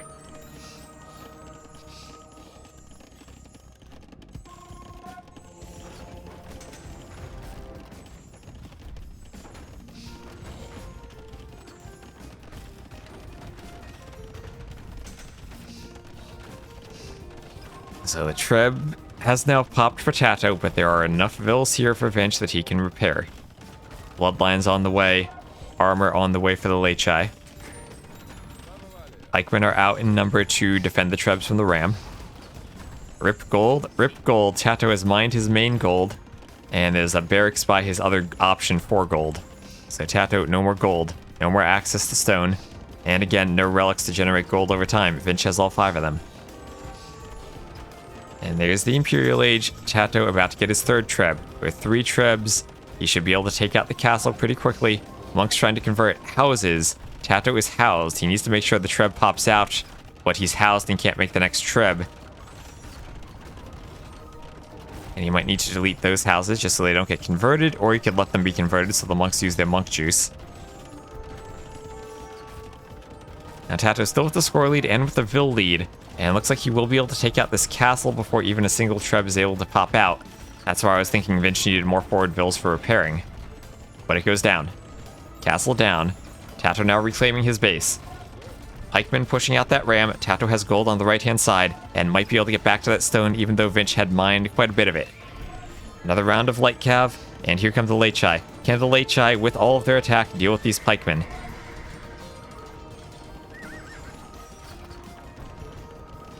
Let's see, this might even be a situation where Vinch needs to think, you know what, I should run those relics and put them in the back of my base. I'm the Lithuanians, it's super important that I keep control of them.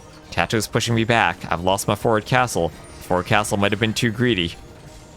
Tato still is the Burgundians.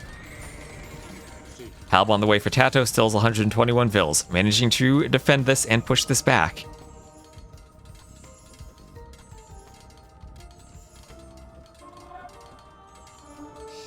I would not change anything about monks, Rabcheng.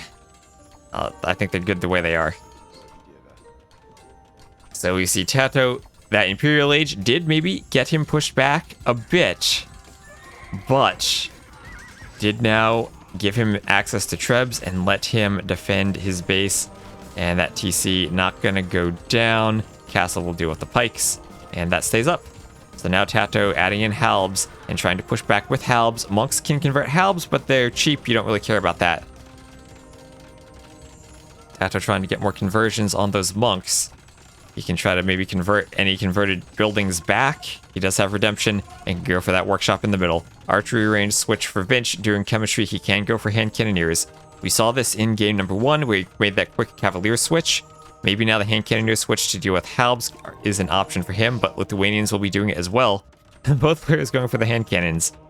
Tato still with the Trebs.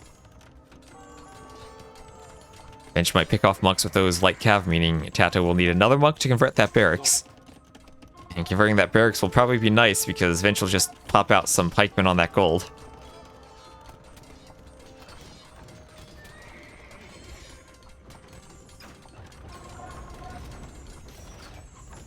And Burgundian hand cannoneers are better, that is true. They will have that extra gunpowder attack. Or that extra bonus that their gunpowder units have more attack, 25% more. And this is where Vinch might have needed to run the relics. And he's going to start losing them. And Vinch, being over-aggressive, saw Tato was going imp, but his own imp was just so slow that he wasn't able to punish Tato. And now he's going to have to run relics. He's got 1, 2, 3, 4. As long as he runs 4, he'll have all of them. Or he'll have all of his attack. And has one more that he needs to pop out and run. Needs the gather point on this side of the monastery, and it was. And he can go back into his base and put them right there nice and secure.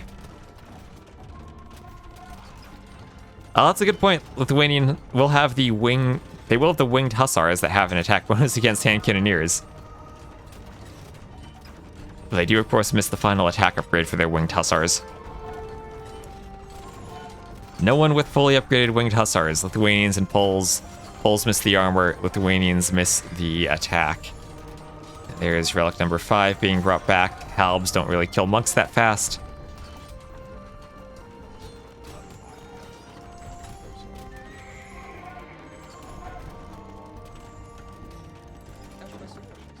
And now we get to late game. Both players have roughly equal ecos at this point, both getting their imp checks in. Vinch may be a bit farther behind in military count, but he does have 5 relics and is trying to spam in more buildings, get behind his walls, and defend. Now this is turning into a really interesting game here.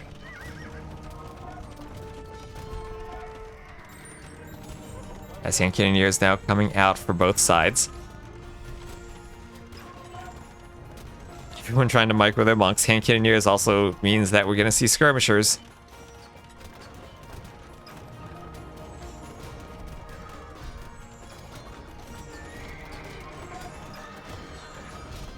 Lithuanians will have good skirms and good halbs.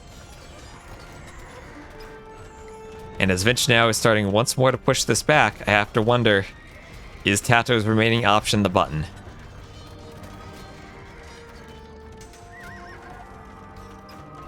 As Tato, as he pushed, was not able to secure even a single relic. And that means over time, if Vinch can get some late shy out, you should have a good army composition, but that's always going to depend on gold, but he's got 1,500 gold. He's going to spend it on winged hussar.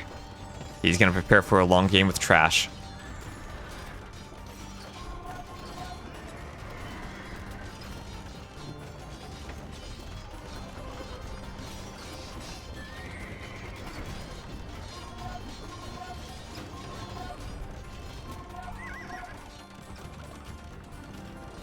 Castle on the side for Vinch.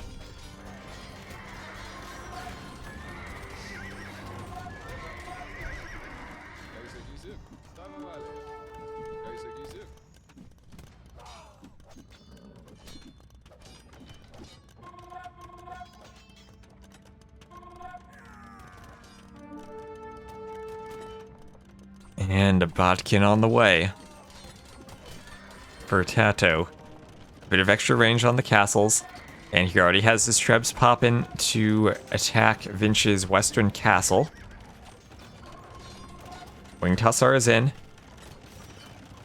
Still no blacksmith upgrades for Vinch. At least no attack upgrades. Missing upgrades on the Cav.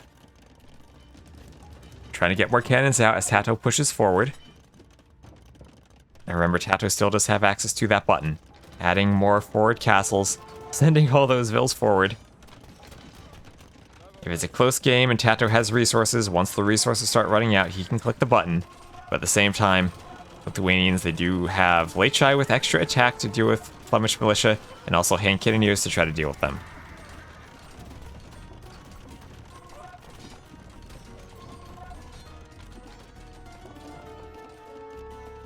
And we'll have ballistics on the way for Tato. His eco is set up, his base is saturated with farms, up to 53 of them, 53 working farmers. And a good 56 total farms. Finch wants to take that gold on the front of his base, but so does Tato. He's aware of it, has some vills there for a mining camp. Tato still has 31 vills on gold, so the relics won't matter too much yet. But if we check the economy tab, already 4,000 relic gold for Winchester. 40 minutes into the game.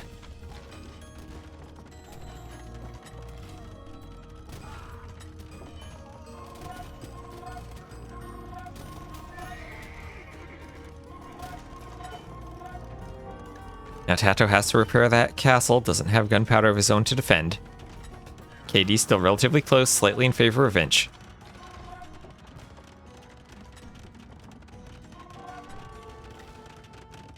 Cannon not able to connect. Tato able to repair the castle. 4 cannons though, hard to repair against, but again, no siege engineers. And they will be outranged by the Trebs. Winged Hussars do not get an attack bonus against Trebs, only the gunpowder units. And now the Trebs can focus on this castle. Tato did take out the castle on the left, and now can focus on the castle on the right. And if this castle goes down, Vinch will only have 2 more in his base. The fewer castles he has, the fewer options he has to make Lechai. Both players at their pop limits. And Tato trying to focus down cannons now. This is an expensive army for Vinch to lose. The cannons could all go down. A couple of Lechai try to defend them, but the Hussars are running in.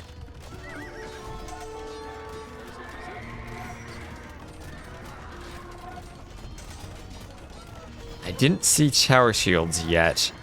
Someone who knows the stats can look at the pikemen and tell me. It looks like they have only 1 armor.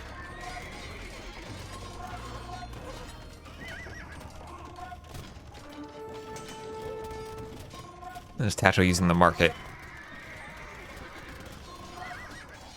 There's now iron casting and fletching on the way for Vinch.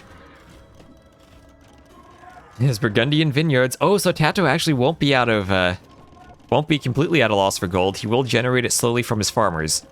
Won't be nearly as much as 5 relics, but probably needs to think about reassigning some lumberjacks to farmers now. You don't want to have that doubt eco where you're floating wood and struggling on food.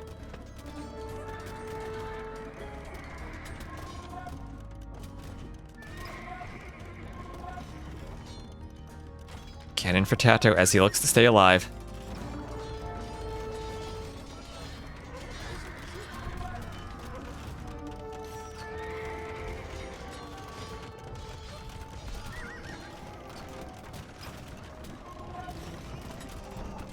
But the Burgundians are still the Burgundians.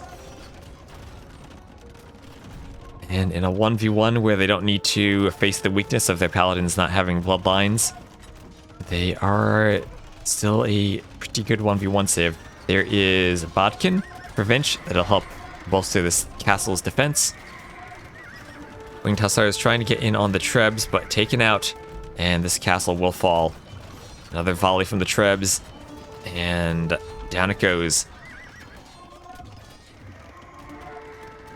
Vinch still running with his army here, both players dropping to the 170s in population. Tato doing masonry and hoardings to protect his castles and his map control.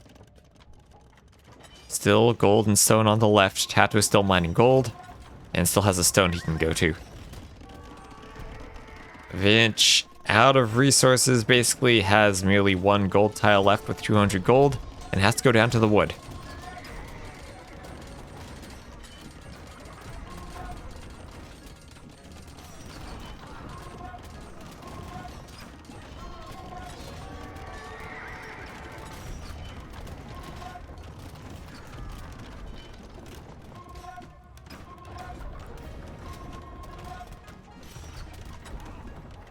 And things are looking pretty good for Tato.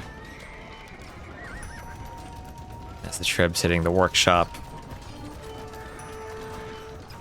50 farmers is like 1.6 relics if you did the math right. It's a hard thing to math because farmers don't farm at consistent speeds.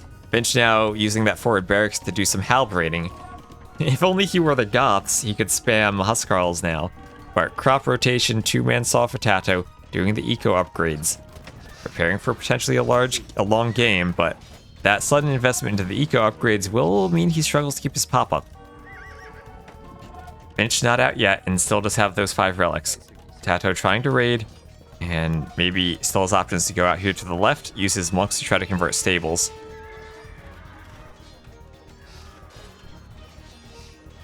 The paladins with 5 relics? I mean, I think Vinch wanted to go late chai, which he still could with 5 relics, but Paladin's still kind of hard to use on Arena with all the halbs. Could be an option for him. But looks like he's out of gold to mine now. 0 vils on gold. Tato's still 7 on gold and still has a bit of mining to do. This gold's still up for the players who control. And you have Elite Custier for Tato.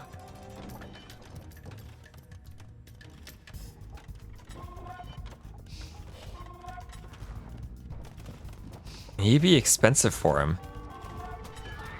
Expensive when he's so low on gold.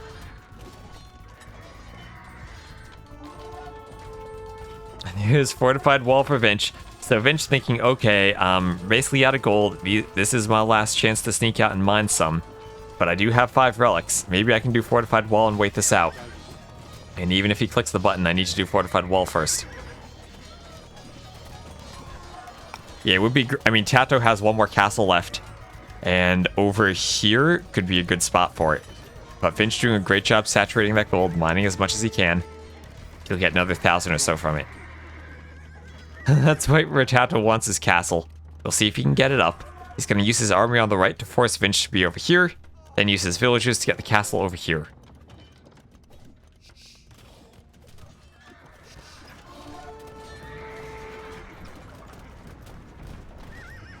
And now Treb's going for the monastery.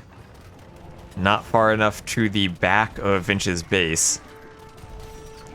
And he will temporarily at least lose the relics. Winged Hussars getting in on the bombard cannons though, and they're just going to go right down. If I can click on them. Yeah, no problem for the Winged Hussars. Christier now raiding the gold. And Tato has ejected the relics from the monastery. Only 4 there. Looks like Vinch maybe had been running them somewhere. Does he have a monk somewhere? Oh, he does. He started to run them. And very well, we'll need to run them as Tato now has more gold control. And, well, castle right where you wanted it, on that gold and that stone. I think right where Tato wanted it too. Also in a position to start attacking and pushing through the walls. Finch still trying to run the relics, picking up another with his monk.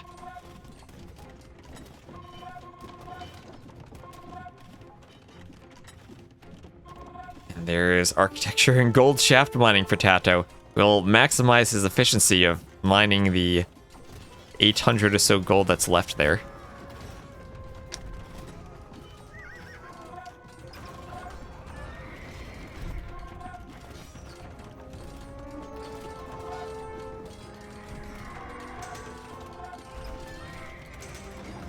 Castle for Vinch getting some trebs out. So remember, he does have 2 trebs, so he can, or 2 castles, so he can pop out some trebs still. Tato's still moving forward. Vinch has been moving relics back. I don't know. There's his monastery. Has 2 inside of it. Has 2 more monks on the way. Winged Hussar is still trying to secure the left-hand side by that gold, but the castle's there to defend. Castle at least will mean Vills won't be able to mine the gold as fast.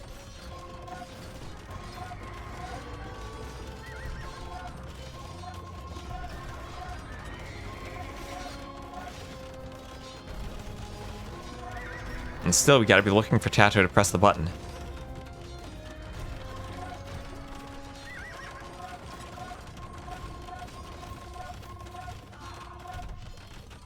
And, ooh, Treb just survives. Thank you, Nigerian 418 for the follow. Welcome to the stream. And welcome to Tato trying to fight off Vinchester here, trying to extend this to another game.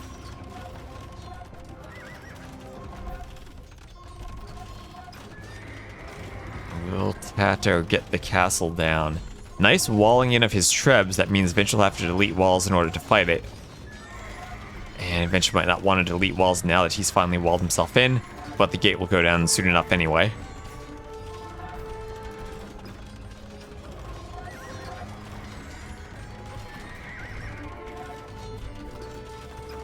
Both players trying to repair as well as they can, but Vinch out of stone and maybe out of gold for buying stone.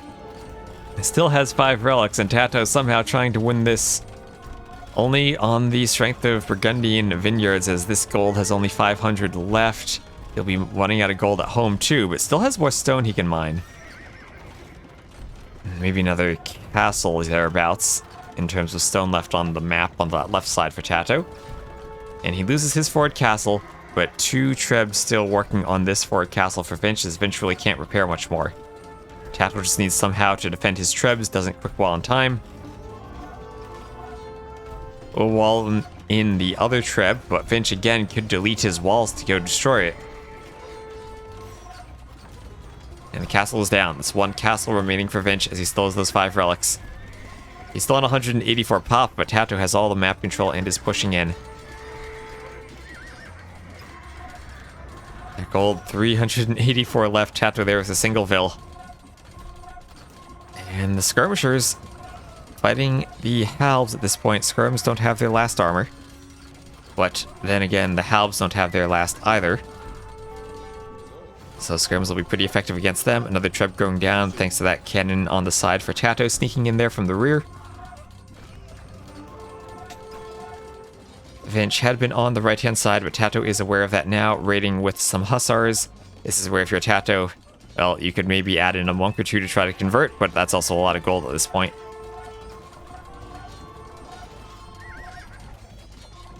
And Tato will fall back from that gold with 356 gold left on it.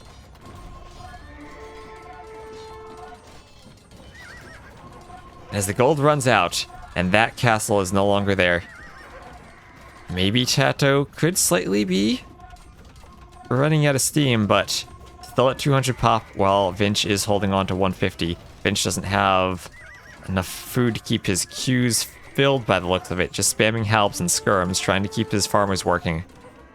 On 67 farmers, Tato on 70. And there's guilds for Tato.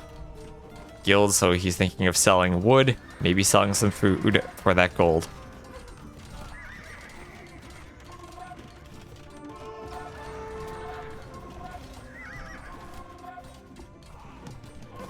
They have tower shield, so it's like they would have the last one. That's true, but they need the unique tech for it.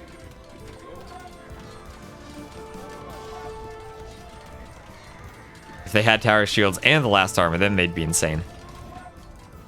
Cap per ram for Tato. And, well, you know, Rams, they're good at taking out buildings. And that's what Tato has to push his way through now. A lot of buildings. They're also cheap on gold, more so than trebs or cannons, and even cheaper than a monk. A ram is less gold than a monk. Won't have to worry about the skirm fire. Going for the blacksmith. Vinch doesn't have to care about that, but his city streets are still being overrun with fighting and hussars as Tato continues pushing forward. Tato with a great KD and with the score lead.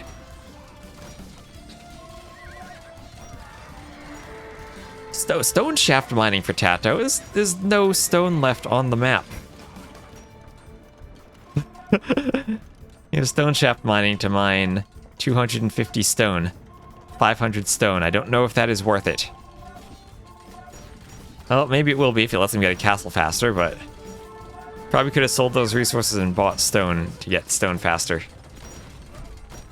There's a GG from Vinch. Tato, using the Burgundians, stays alive. Military, better KD. Eco. Similar ecos, Vinch slightly ahead. But the KD makes up for that. And it looked like Vinch was so close to finishing off Tato with that castle age push and that forward castle. Tato just managed to hold on. And then even with 5 relics, Lithuanians could not overcome the Burgundians. You thought Lith had the trash war? I mean, when the trash war started, Tato still had the positioning and he had more gold left on the map. Total, when we get to gold collected, it's 7,000 relic gold, but a difference of only about 3,000 gold collected, which is just all the golds in the middle that Tato had. That was a great match. Game 6. Vinch will be in the yellow as the Khmer, against Tato in the red as the Tatars. Now, I don't know how I feel about this matchup, honestly. Like, Tatars, I feel you have to play them Hussar Cav Archer. And Tato deciding Tatars were better at that than the Huns, potentially.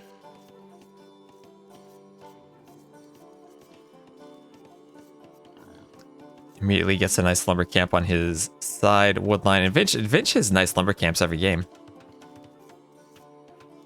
He's a thin woodline over here, but wonderful lumber camp here.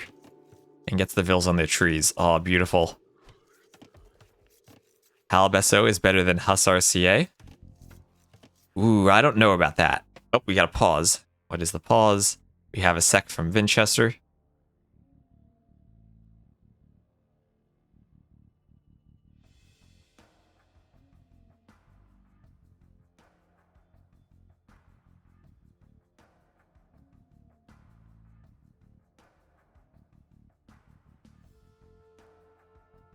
It's the opinion most of the clowns share.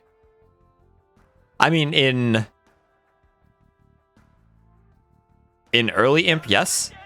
If you play for a really long game, then I think the Hussar CA kind of overcomes it. See a nice Khmer build from Vinch, putting that farm in the middle of nowhere. Oh, is he going to try to push 2 deer at once? Nah, he's giving up on it. He's doing 1 deer. 2 deer at once is the most ridiculous trick you could ever try to pull off.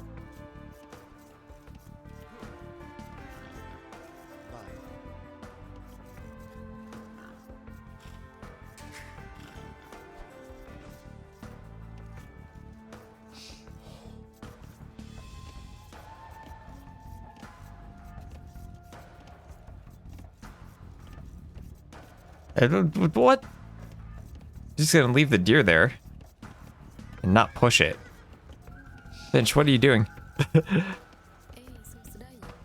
So, in terms of relics, maybe slight advantage for Tato. It's 2 on both sides, and the one in the middle is slightly closer to Tato, but they each have a each have a gate facing the middle. Main gold and stone will be to the back for Vinchester with his second gold forward. Just the opposite for Tato, exactly the same configuration. Gold and stone forward, second gold in the back.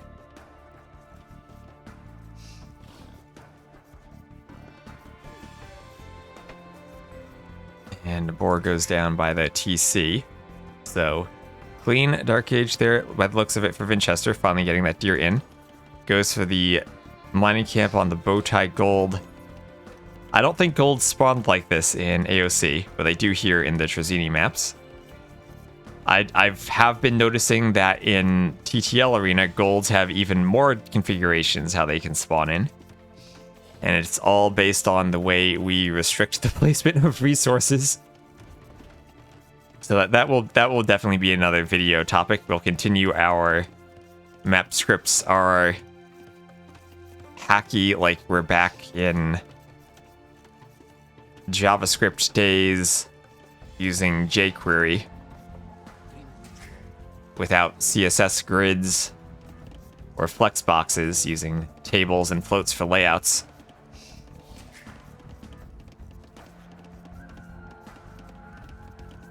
That's what it feels like when you're doing map scripts, but worse.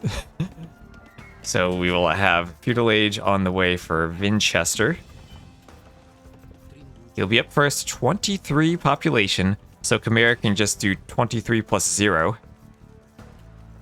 And I will expect him to be very aggressive with his scout with an early uptime. Tato on 24 population will be scouting the back of his base. And for safety, he will probably keep his scout inside of his walls until feudal, just so he doesn't get caught out of position by the faster moving scout of Winchester during that 1 vil 26 second difference when you account for the 1 second in TC idle time Tato has.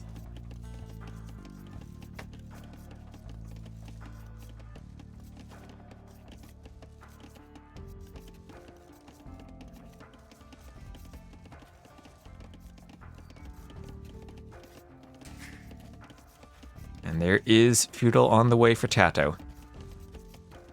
So taking that sheep, deciding not to do that farm, only 3 farms. 2 lumber camps, 7 on wood, 2 on gold, going for the masterpiece. Putting the 2 inside by that mining camp. As Vinch is up to feudal.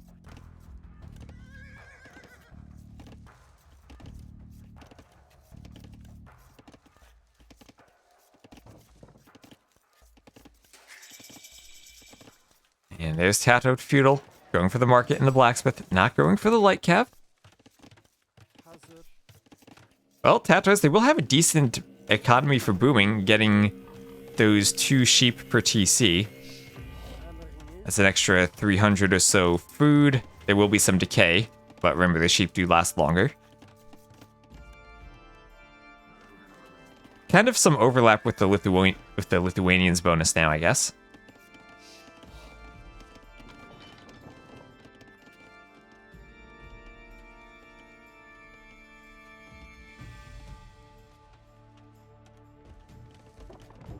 And we'll have the nice square of houses for Vinch in the back, giving himself as much farm space as he can. But nice thing about Khmer, you don't need those mills for your farm, so if you get pushed, it's easier to arrange your base. Vinch will, of course, be the first one up. That good old 23 plus 0 with 4 farms. He had mined only exactly the gold he needed. He had 201 gold at one point. What surfers are left? He has Huns and Dravidians. Vinch has Mayans and Magyars.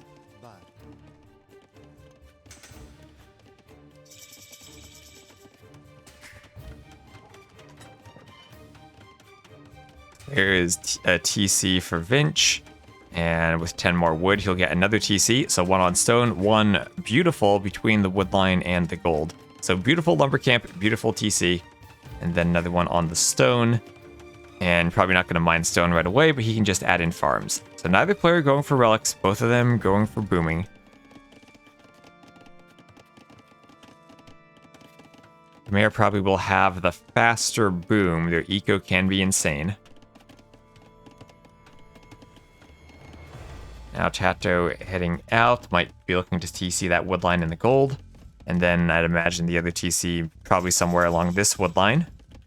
Oh, actually, you going just for the gold, not for the wood line. But it has the lumber camp there, so it can't assign bills to wood anyway.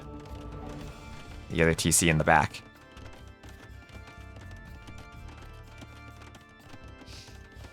So, 3 TCs for both of them. Vinch a slight advantage by virtue of being the Khmer. Has to be careful not to have too much idle time, though. If you go up this fast and you only have 6 farms, you run into idle time issues. And we see he doesn't even have heavy plow, so these will be horse collar farms. Same time will be horse collar farms for Tato too. He could try to sneak in heavy plow. No, he's going to sneak in heavy plow. I like that. I like the heavy plow. Because you have your sheep. You will be taking the sheep at the TCs. And then you won't need to add the farms in yet, so you can basically use this TC with 6 farms. Especially with heavy plow. Don't finish the farm before heavy plow, Tato. No, we finished the farm just before heavy plow. And we saw that had 250 food on it. This one now will have 375. Gotta go delete that villager now, Tato. Just she finished the farm before heavy plow.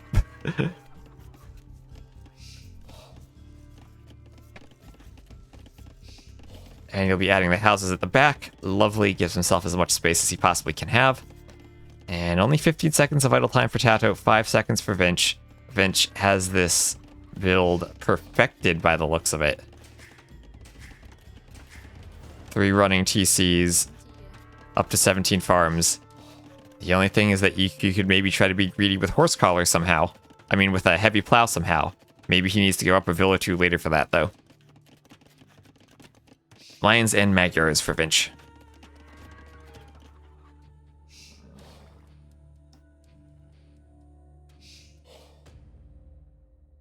Oh, and also hello, Johnny Bot.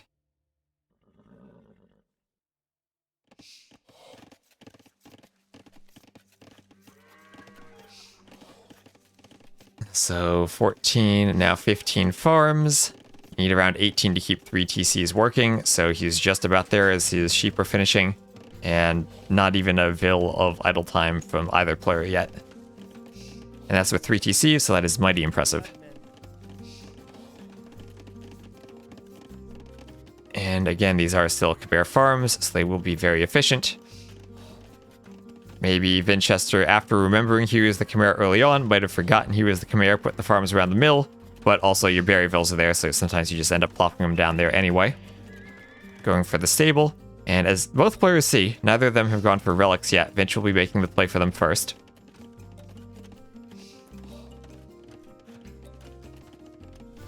Tato adding in the barracks.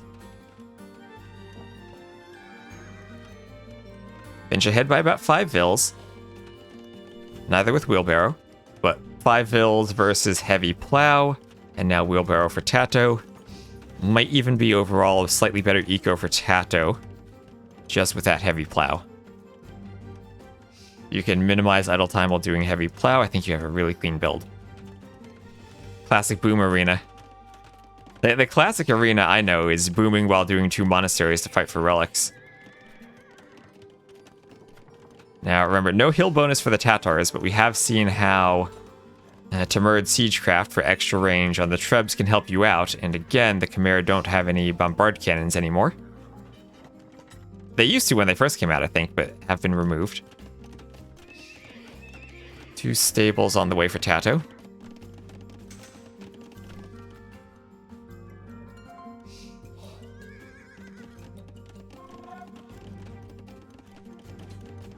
Classic low elo arena. The double stable play I like. And I also like that he's doing husbandry first. He gives him maybe a chance to keep his initial scout alive. As he gets out his spear, Spear will be getting a nice poke on a scout. Finch not paying attention, and great spear pokes from Tato there. Can he get another poke with the spear? No, he can't. Finch is aware. And, ooh, it'd actually be camels for Tato. Okay, a camel to help against the light cav, but makes it vulnerable to monks. And I imagine 1 camel, and then you just spam light cav. Camel is now for the point before the monks come out.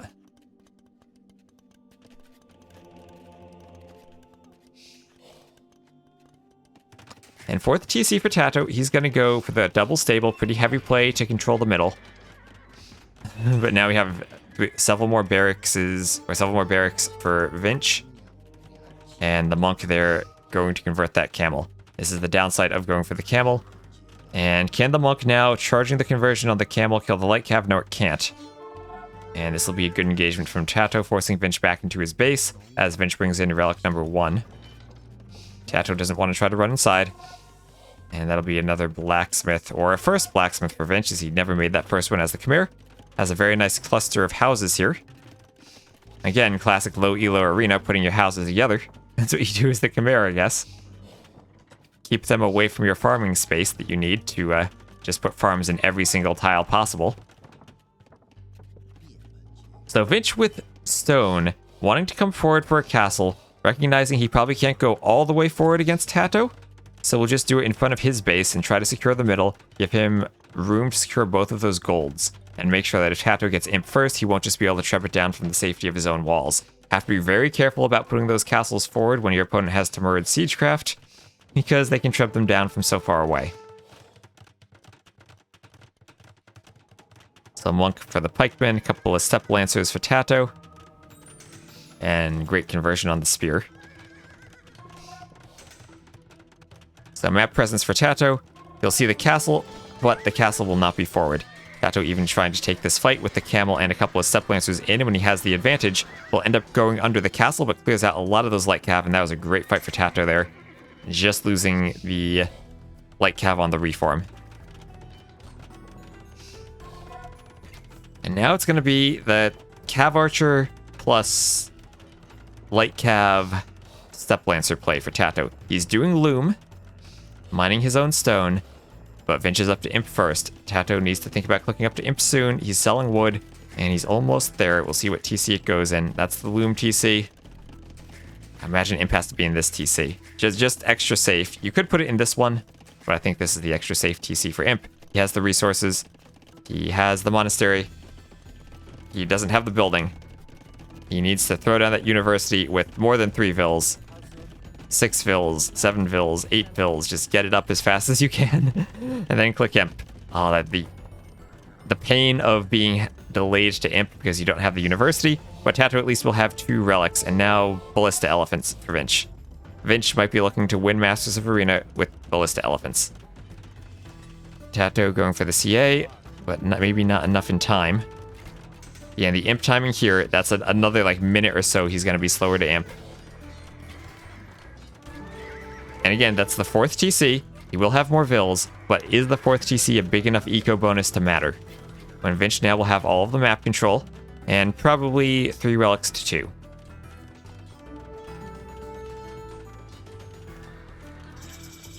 And also he will have Ballista Elephants. He can cut with them, he can fight cav archers with them. And the Tatars not really a siege civ, probably need onagers to deal with the Ballista Elephants. Or flaming camels. Oh gosh, what if Vinch goes full Ballista Elephants and Tato goes flaming camels? That would just be perfection. That would be absolute perfection. The Tatars do have a way to deal with Ballista Elephants, and that way is flaming camels. The way is not cav archers. What? He will get some HP off of it. As we have bloodlines, back castle for Tato, recognizing he needs his castles in the back.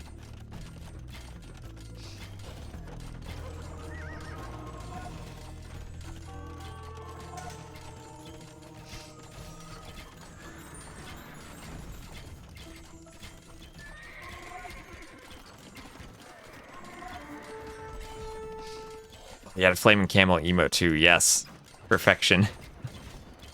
The elephant clogging up the gate. But that will get taken out. That's an expensive elephant.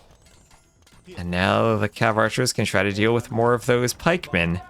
And is this enough cav archers to deny that castle? Finch has to push forward with this army. And this is a tricky fight for Tato, because the cav archers will clean the pikemen, but they need time to do that while the pikemen are here pushing. And I think he has the forces now to stop the castle. There's a few light cav he might need to clear. But now he's there, and the vills have to go back. And as long as the castle isn't up, that's no Ballista Elephant production and no Treb production. And I think the stage is set for the Flaming Camels. Siege Engineers for Tato immediately as he's popping out the Trebs. Tato with the score lead, and he's looking to send this through game number 7. As Vinch now has to delete that castle. Vinch has lots of control over the middle, but the castles aren't really pressuring Tato's base. Tato managing to defend even with the forward stone and forward gold. Difficulties will be running out of stone. The extra stone, one is down by Vinch, the other is in the middle controlled by Vinch. And Tato's second stone is forward right underneath that castle. So as this stone pile goes out, Tato will have one more castle to place, or he'll have to rely on the market to be buying stone with the precious reserve gold that he still has in his base. And still Ballista Elephants. We don't have Heavy Cav Archer yet. Don't have Chemistry yet. They'll be doing only 1 damage to the Trebs, and also hard to figure out how to fight them underneath the castle foundations, or the castle firing areas. I'm getting out a couple of trebs. The trebs notably far away from this treb and far away from the center mass of Vinch's castles, which makes it harder for even triple castle treb production to get forward. Ooh, I don't know about this castle from Tato, and he doesn't know about it either. He deletes it right away. Yeah, building a castle under an opponent's treb means you're going to take a lot of damage as it goes up. Okay, still has the stone for a castle, but I think he needs to clear this one and get some more map control first. And I think the castle might even be better suited. I mean, this one does protect his farms better, but better suited up here to claim the stone. We have a pause. We have a sec from Tato.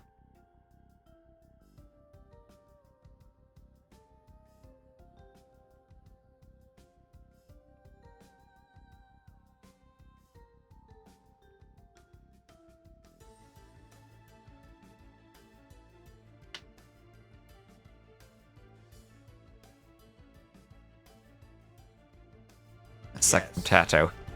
This castle, only 6 repair villas that won't hold up to 2 trebs, and especially not with siege engineers. And as much as this is only 4 tiles back, I think it's a much better location for Tato. Even though it is still under that treb, but the timing will be better, as now the pikemen can come forward and try to take out this treb. They will take losses to their ballista elephant, but the pikemen are now halbs. And Vinch realizing he needs to move his treb as these 2 trebs from Tato, now the 3 trebs can take it out. We'll see if a hit lands after it packs. It does not. See if we can get forward back to real time after that pause. Deal with the pause. And he's doing it! He's doing it! Timurred Siegecraft is in. Silk Armor is on the way. And Tato will be going flaming camels against the ballista elephants. Let's go. He should just GG now, but he can't GG until Tato sends forth the flaming camels. He can't deny us that. Here come the halbs. Here come the flaming camels. Oh, they're resistant to the ballista elephant fire. There they go. One more needs to get a hit. Oh, it gets a hit. It's working.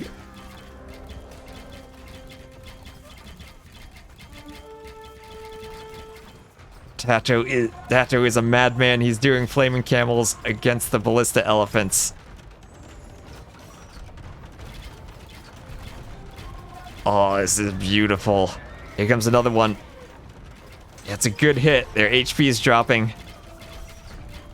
Has given the Trebs the ability to take out the castle. And maybe Tato, anticipating the Khmer pick, had his counter ready for the elephants. Because without the flaming camels, Tatars probably just died to ballista elephants, but with them, the elephant production is now stopped with the Timurred Siegecraft of the trebuchets in the rear. Here comes another round of flaming camels. Tato playing 5D chess.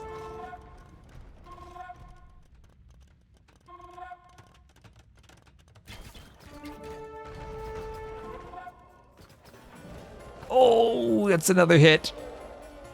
Beautiful. Oh, Tato. Everything going down. The flaming camels worked perfectly. Flaming camel counters ballista elephant confirmed.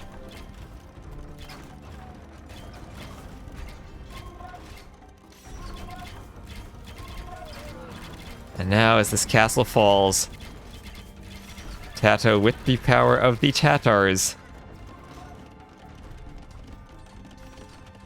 looks to bring this to a game 7.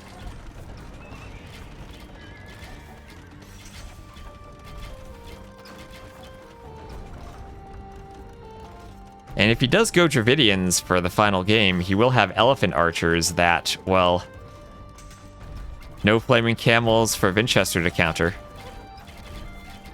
Or for him to use for countering that. Tato now able to repair his stone walls like you were playing the Battle of Falkirk. Wall in the gold on the right-hand side. Mine the stone in the middle. Get all the map control with those Trebs. The forward market for Vinch, not able to get a trade card out to trade with Tato.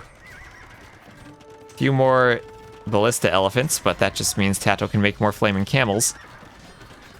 Vinch will be mining that stone and probably won't be resigning yet. He'll try to hang on knowing he has at least one more relic, but Tato has been playing this 5D chess match with the Flaming Camels to perfection. And by walling out here, it actually does mean any potential Ballista Elephant cut would need to be even farther to the side. I wouldn't even mind more walls. It'll stop the Hussar raids. And Tato ready for this. Here comes one more round of Flaming Camels. Here they come. One goes down, but the rest are going to make it. Okay, two go down, but they hit. All the HP is gone. And that's going to mean the Cav Archers now can be effective against those elephants.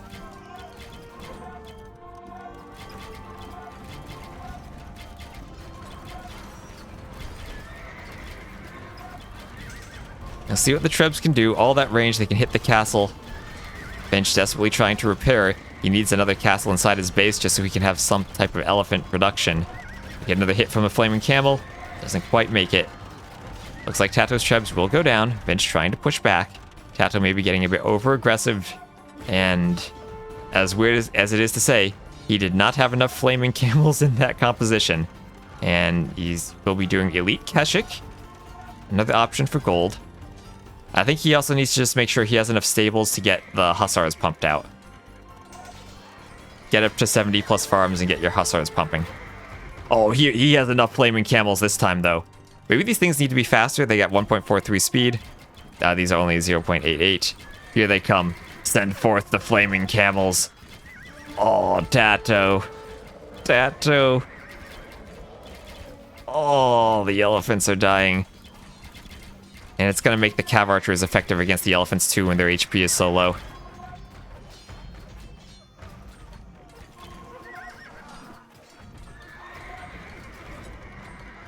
Tato finally got a demo ship on land.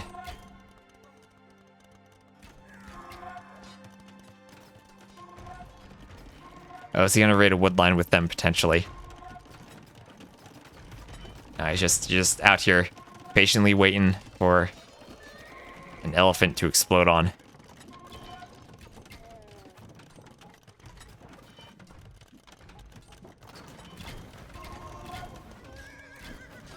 There's the Keshik, generating a bit of gold. And it'll be Heavy Cav Archer, Keshik, Halb, Flaming Camel against Hussar, Elephant, Skirm, and here comes another round of Flaming Camels. Hal's protecting them from the Hussars. And there they go!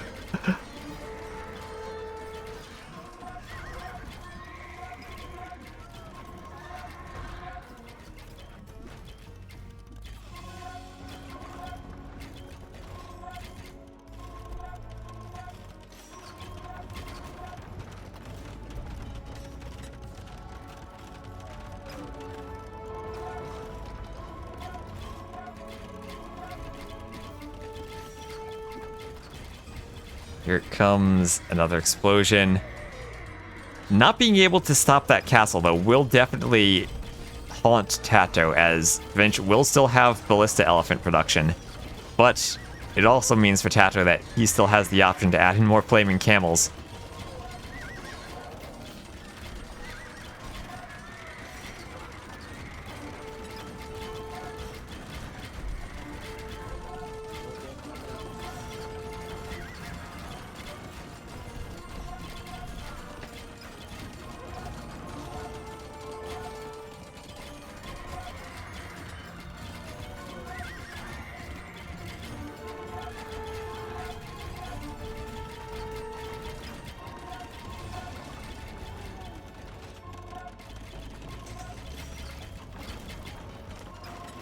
And now the relics for Vinch are ejected. And he must be feeling pretty dejected as the army is pushing forward from Tato into his base. There's a few Ballista Elephants left. Vinch must have been thinking, I just go Ballista Elephants, and it destroys the Halb and Heavy Cav Archer of the Tatars. But Tato with the Flaming Camels managed to make it work.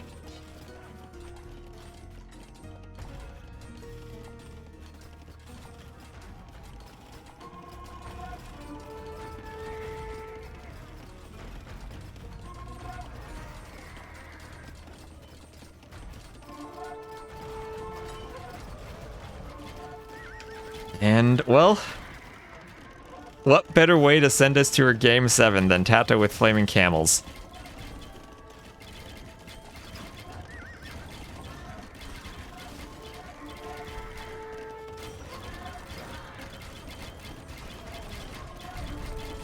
Can I see how much gold they rated? Can I? Is there something I can click to see that?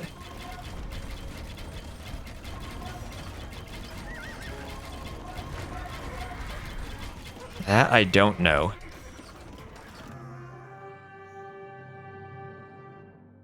And Doubt's Holden Sling. Shoving down the accursed tower. Oh, I should have done that for the Saladin Showdown. Change the Treb name to Doubt's Own Sling. All right, so that'll be Tato flaming camels winning the game, and oh, what a beautiful game that was. All right, so Vinch, he usually plays as purple. Whenever I see him playing, he picks purple. And getting to game number 7, he is now switched from yellow to purple, which, well, might be doing it just for luck. Might be doing it because he's more comfortable with it. But we'll see. I don't know. I can change him back to the yellow if that makes it easier to see. I don't know how people feel about red and purple, if there's some type of color blindness issue there. But I think I will keep him as the purple now, just to see if it helps him out. He has, again, a wonderful lumber camp. He's always perfect with those as he lures in his boar, deer, and boar, both in perfect locations. And he will, on the left-hand side of his base, have that forward gold and forward stone. His other gold will be to the back. Tato, though, back main gold, back main stone, and his gold will be forward. We will also have some... You only sometimes pick yellow to receive the Spirit of the Viper. That definitely does help power you. So we'll have the extra stones, one by Tato, one by Vinch. The extra golds both spawning to the north. In terms of relics, one in the middle to the south, one in the middle to the north, one near Vinch, two near Tato. And I have to say, I think Tato definitely has the much better map. Dravidians were his third pick. Magyars were one of the second to last pick for Winchester, just before the Mayans. And, well, Magyars, what do they do here? I imagine Magyars want to fight for relics and try to then... So the way I usually play Magyars is the most annoying way you could possibly play Magyars. It's you put like 4 or 5 castles right at the back of your base so they can't be tribbed. And then you go heavy cav archer hussar, Magyar hussar with herbal medicine so you can heal the heavy cav archers. And you just try to get the relics. You go heavy for the relics early on and then you just play like a 4-hour game. And they can't push you because your Magyar hussar is sniped besieged. You take cost-efficient fights with the cav archers with the extra range in the back. Maybe that's an option for Vinch, but maybe not so much against the Dravidians, who have great skirms and also tanky elephant archers. Kind of the elephant archer they have counters both the hussar and the cav archer play. And this could be a fight for relics game where Tato then just goes for elephants. Oh, Tato, Tato, Tato, look at this beauty. He's going to send his vills to mine 30 gold, and then as they mine the gold, he will have them build the lumber camp. That way, they will drop off the gold, and then he'll get to 130, and then when he is clicking up to the next stage, he will sell 100 wood at the market for 71 gold, or he will not, and he'll just build a mining camp and be boring. Tato, you are about to do something fun. And now, no, you're not doing something fun. What is this? You're going to use that market and sell 100 wood, so you don't got to mine the gold. And then you're just going to build a mining camp anyway. Pausing the game now is, let me check. That is Tato. He says, "Sec, my game is lagging." Vinch says, okay, okay. I'll show the chat there. Ah, scroll up. I have a bit of a pause there as they try to fix the game. He can do whatever he wants after the flaming camels. Your fun quota has been reached. Fair enough, but he still could have done that mining camp. I still this is what I say all the time. I think the graphics are better in-game than they are in Capture Age. And one day I think we gotta just cast in-game rather than Capture Age. We're caught up to live gameplay, which we should have been anyway.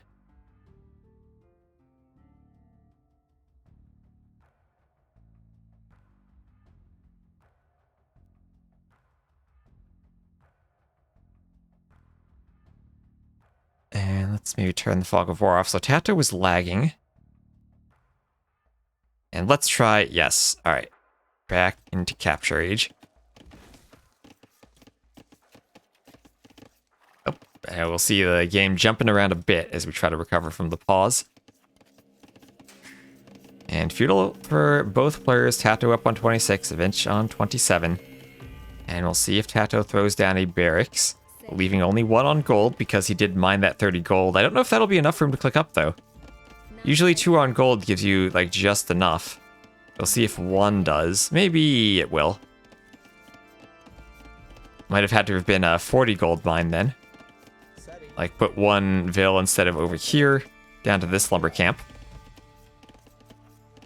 150. We'll see. It's going to be close.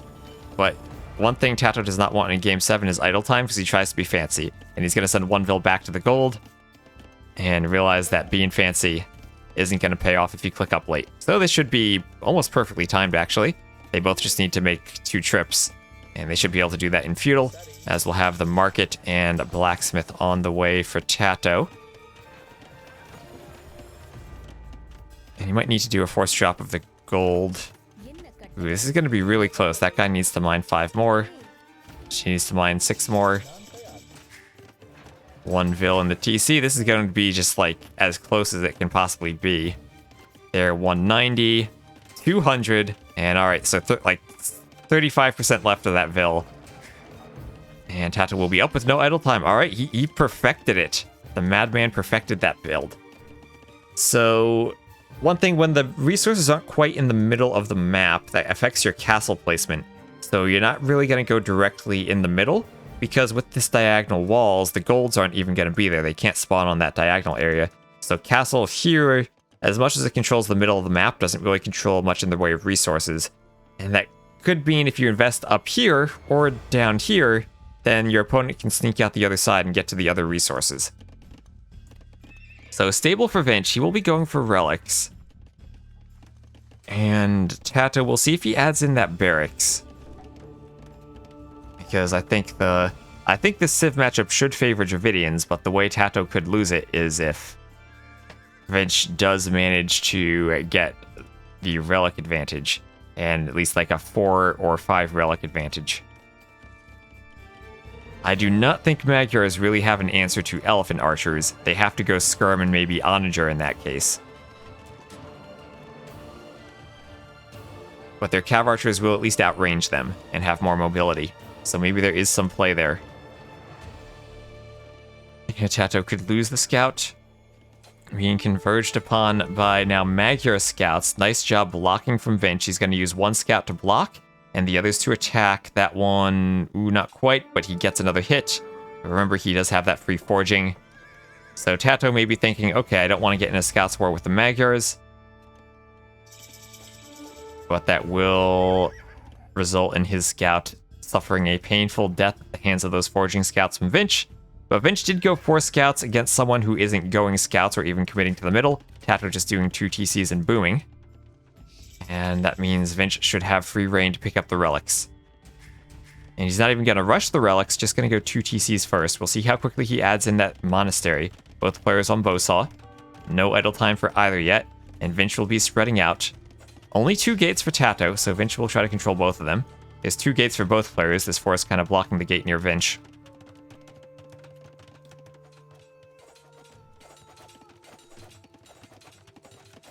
And it's going to be 3 TCs for Tato. Alright, using that Dravidian extra wood to go for the 3 TCs.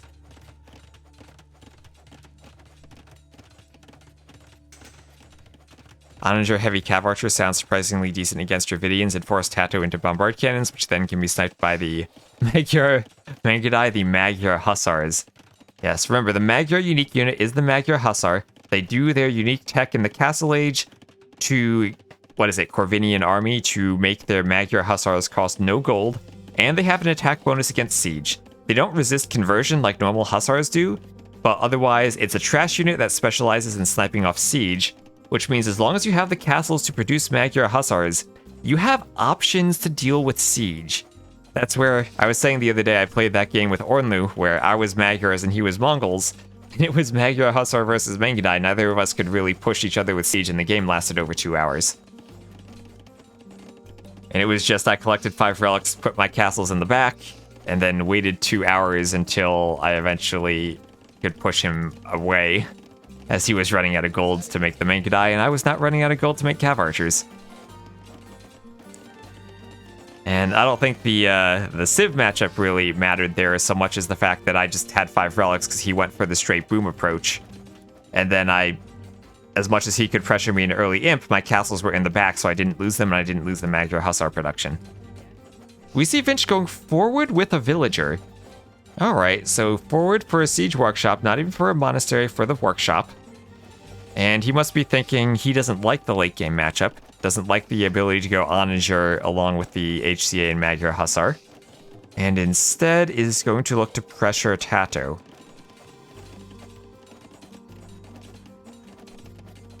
They also survive 1 extra hit from halbs. Well, Mongols also don't get halbs, they only get pikemen.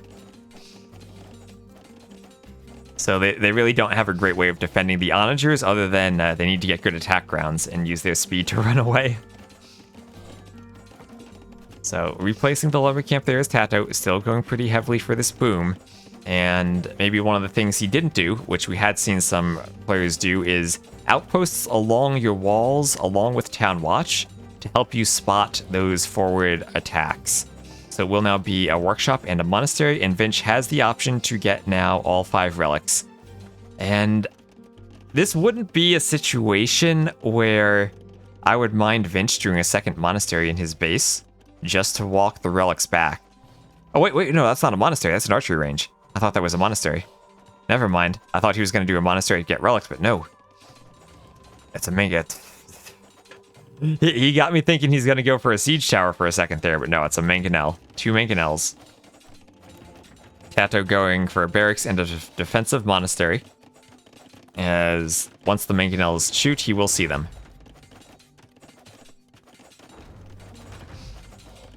Yeah, Dravidians have terrible monks, so no redemption option here.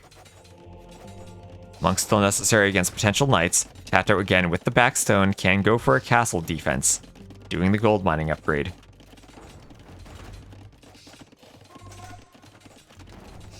Might need to wall here with the house to make sure scouts don't run through. The mangonels will be going through those walls in no time at all. Another barracks for Tato, going for a spearman defense, adding in an archery range of his own. He does have an option for roomies. Is this double barracks spears? I don't see a longsword upgrade. And I see fletching now, so he's trying to do multiple things, doing monks, barracks, elephant archer, and siege. So elephant archer will mean he will be slowing down his imp time, but he is up by 85 bills to 69, so might be able to pump elephant archers and still click up at a decent time, but you're going to be nowhere near a pure imp timing. And, well, to be fair, against this type of pressure, probably you want to stay in the Castle Age, make sure you can fight it off. There's a scout running through the area I wanted Tato to wall earlier, but he'll be fine with some pikemen there. One of those extra barracks will be mangonelled down.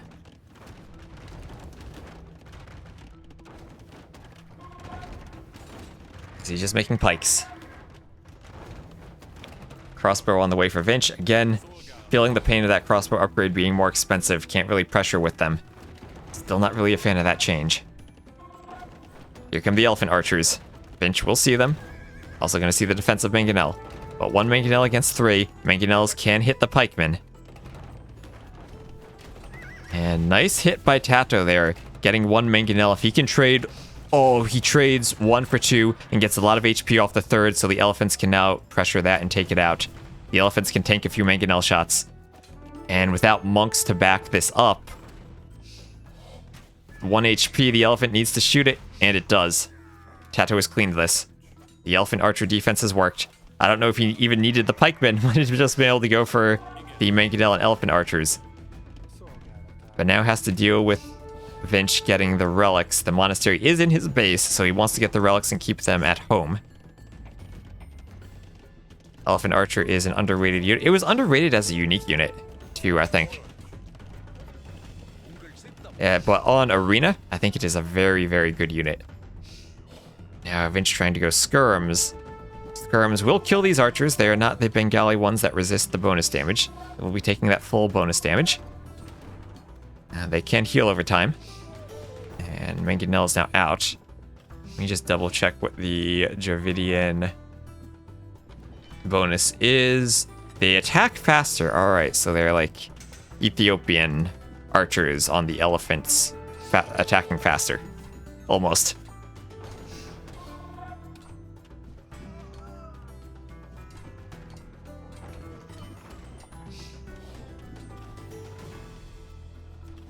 And down goes that Mangonel. Now, you need UT for auto healing? You do, but the fact that they attack faster is also just good. It's Gambesins, and he's doing longswords. Could Tato win this with longswords? We saw Valessa win a game with longswords the other day. Tato going for the middle. Not really worrying about Imp, doing elephant archers and longswords, 2 units that'll cost a lot of food. And longswords could be a potential line for Urumi swordsman. Vinch now, though, with a second relic on the way. It looks like Tato did manage to get 1 relic. So that's great for Tato. Vinch should be getting another one. And probably will be 4-1. But 4-1 is a huge difference than 5-1.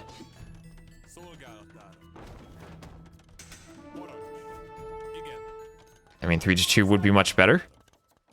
And it could be that if Vinch doesn't move this monk. The pain of forgetting about a monk, and now if Tato realizes the relic is not on the map anymore, he could go looking for it. He is by that gate. And all of a sudden, Vinch won't have a 4-1 relic lead. Tato pushing forward with the Mangonels and the longswords. Vinch going for a castle, needs to quick wall the Vills. Now only 2 longswords won't be able to deny it. And Tato not finding the monk. Vinch moving it away, and should be able to get it in. And that's huge if you can get the relic.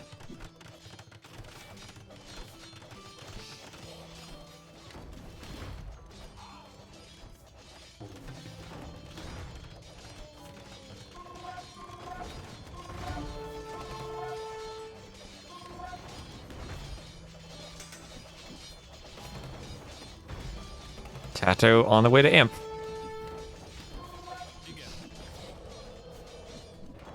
Playing this extremely well. And Vinch trying to go for some knights. And I guess knights actually would do okay here. I mean, they should work against the elephant archers and against the longswords. We'll see if Magyar knights can help out. Dravidians, as we noted earlier, don't have great monks. So no clear monk counter here, but maybe enough longswords will work. Oh, and the petards. Tato didn't explode enough with the camels last game. Has to go for the petards.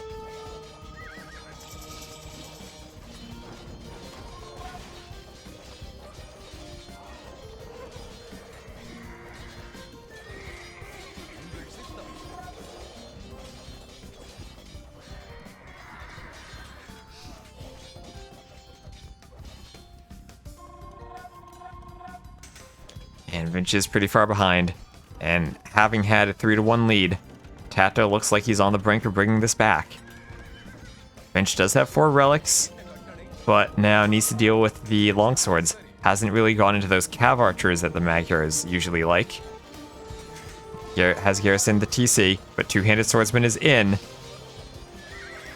The last furnace on the way as Tato is in the Imperial Age. Fighting under the TC, this looks like. And the knights will clean that. The knights will hold, at least for the moment, but the Treb is out. Treb for Tato.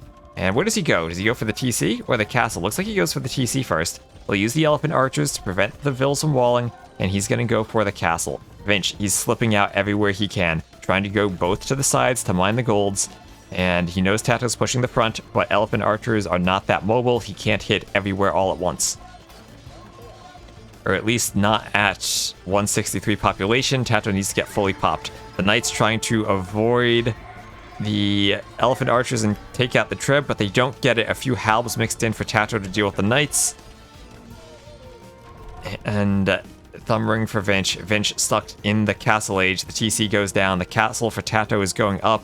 Vinch has no answer to the trebuchets. His forward aggression did not work, was countered cleanly by the elephant archers. He's now migrating out to the wood line outside of his base, realizing he's going to lose all of this forward positioning from that castle.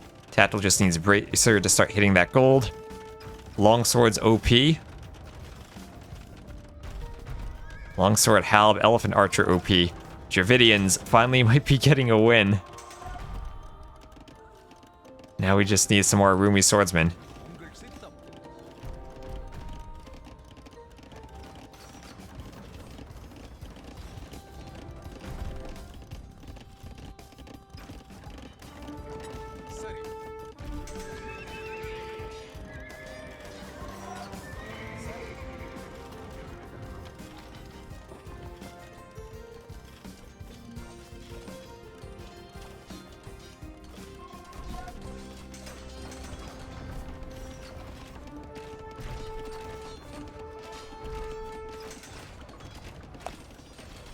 Treb's breaking through the gate.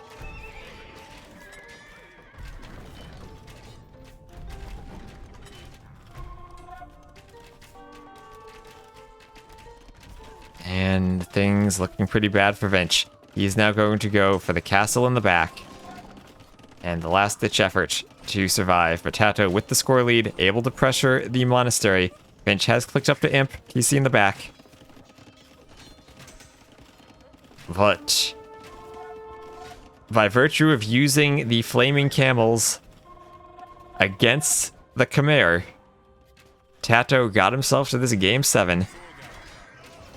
And now with the Dravidians, we'll pressure this TC and continue pushing on in to Vinchester's base.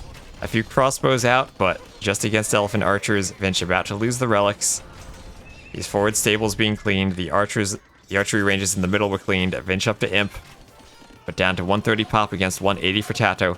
And he now can do nothing but really spam trash units, trying to do Bracer and Chem for those crossbows.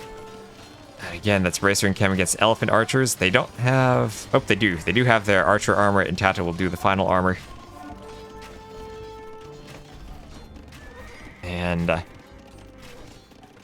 in this game number 7, even as the purple, looks like Vinch isn't going to be able to overcome Tato, who will go on once again to claim a Masters of Arena title for the Tyrant to Secret to GL composition.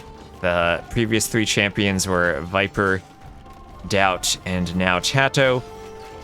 Before that, Viper had also won Masters of Arena 3. Slam, I guess back when he was on Tyrant, won Masters of Arena 2. And then we had Eddie winning. There's the GG from Vinch. Eddie winning number 4, but Tato now in the red, the right color to wear the clown nose. And the perfect number of kills, 169 to claim the title, coming back from down 3-1, winning 4-3, winning using flaming camels. And congratulations to Tato. Very well played and amazing series from him. And, well, we saw some monk rushes. We saw some flaming camels. I hope John Slow is happy with that, as it's a loss for the Magyars and a win for the Dravidians. Mayans and Huns not being played. Go play them on AOC Arabia.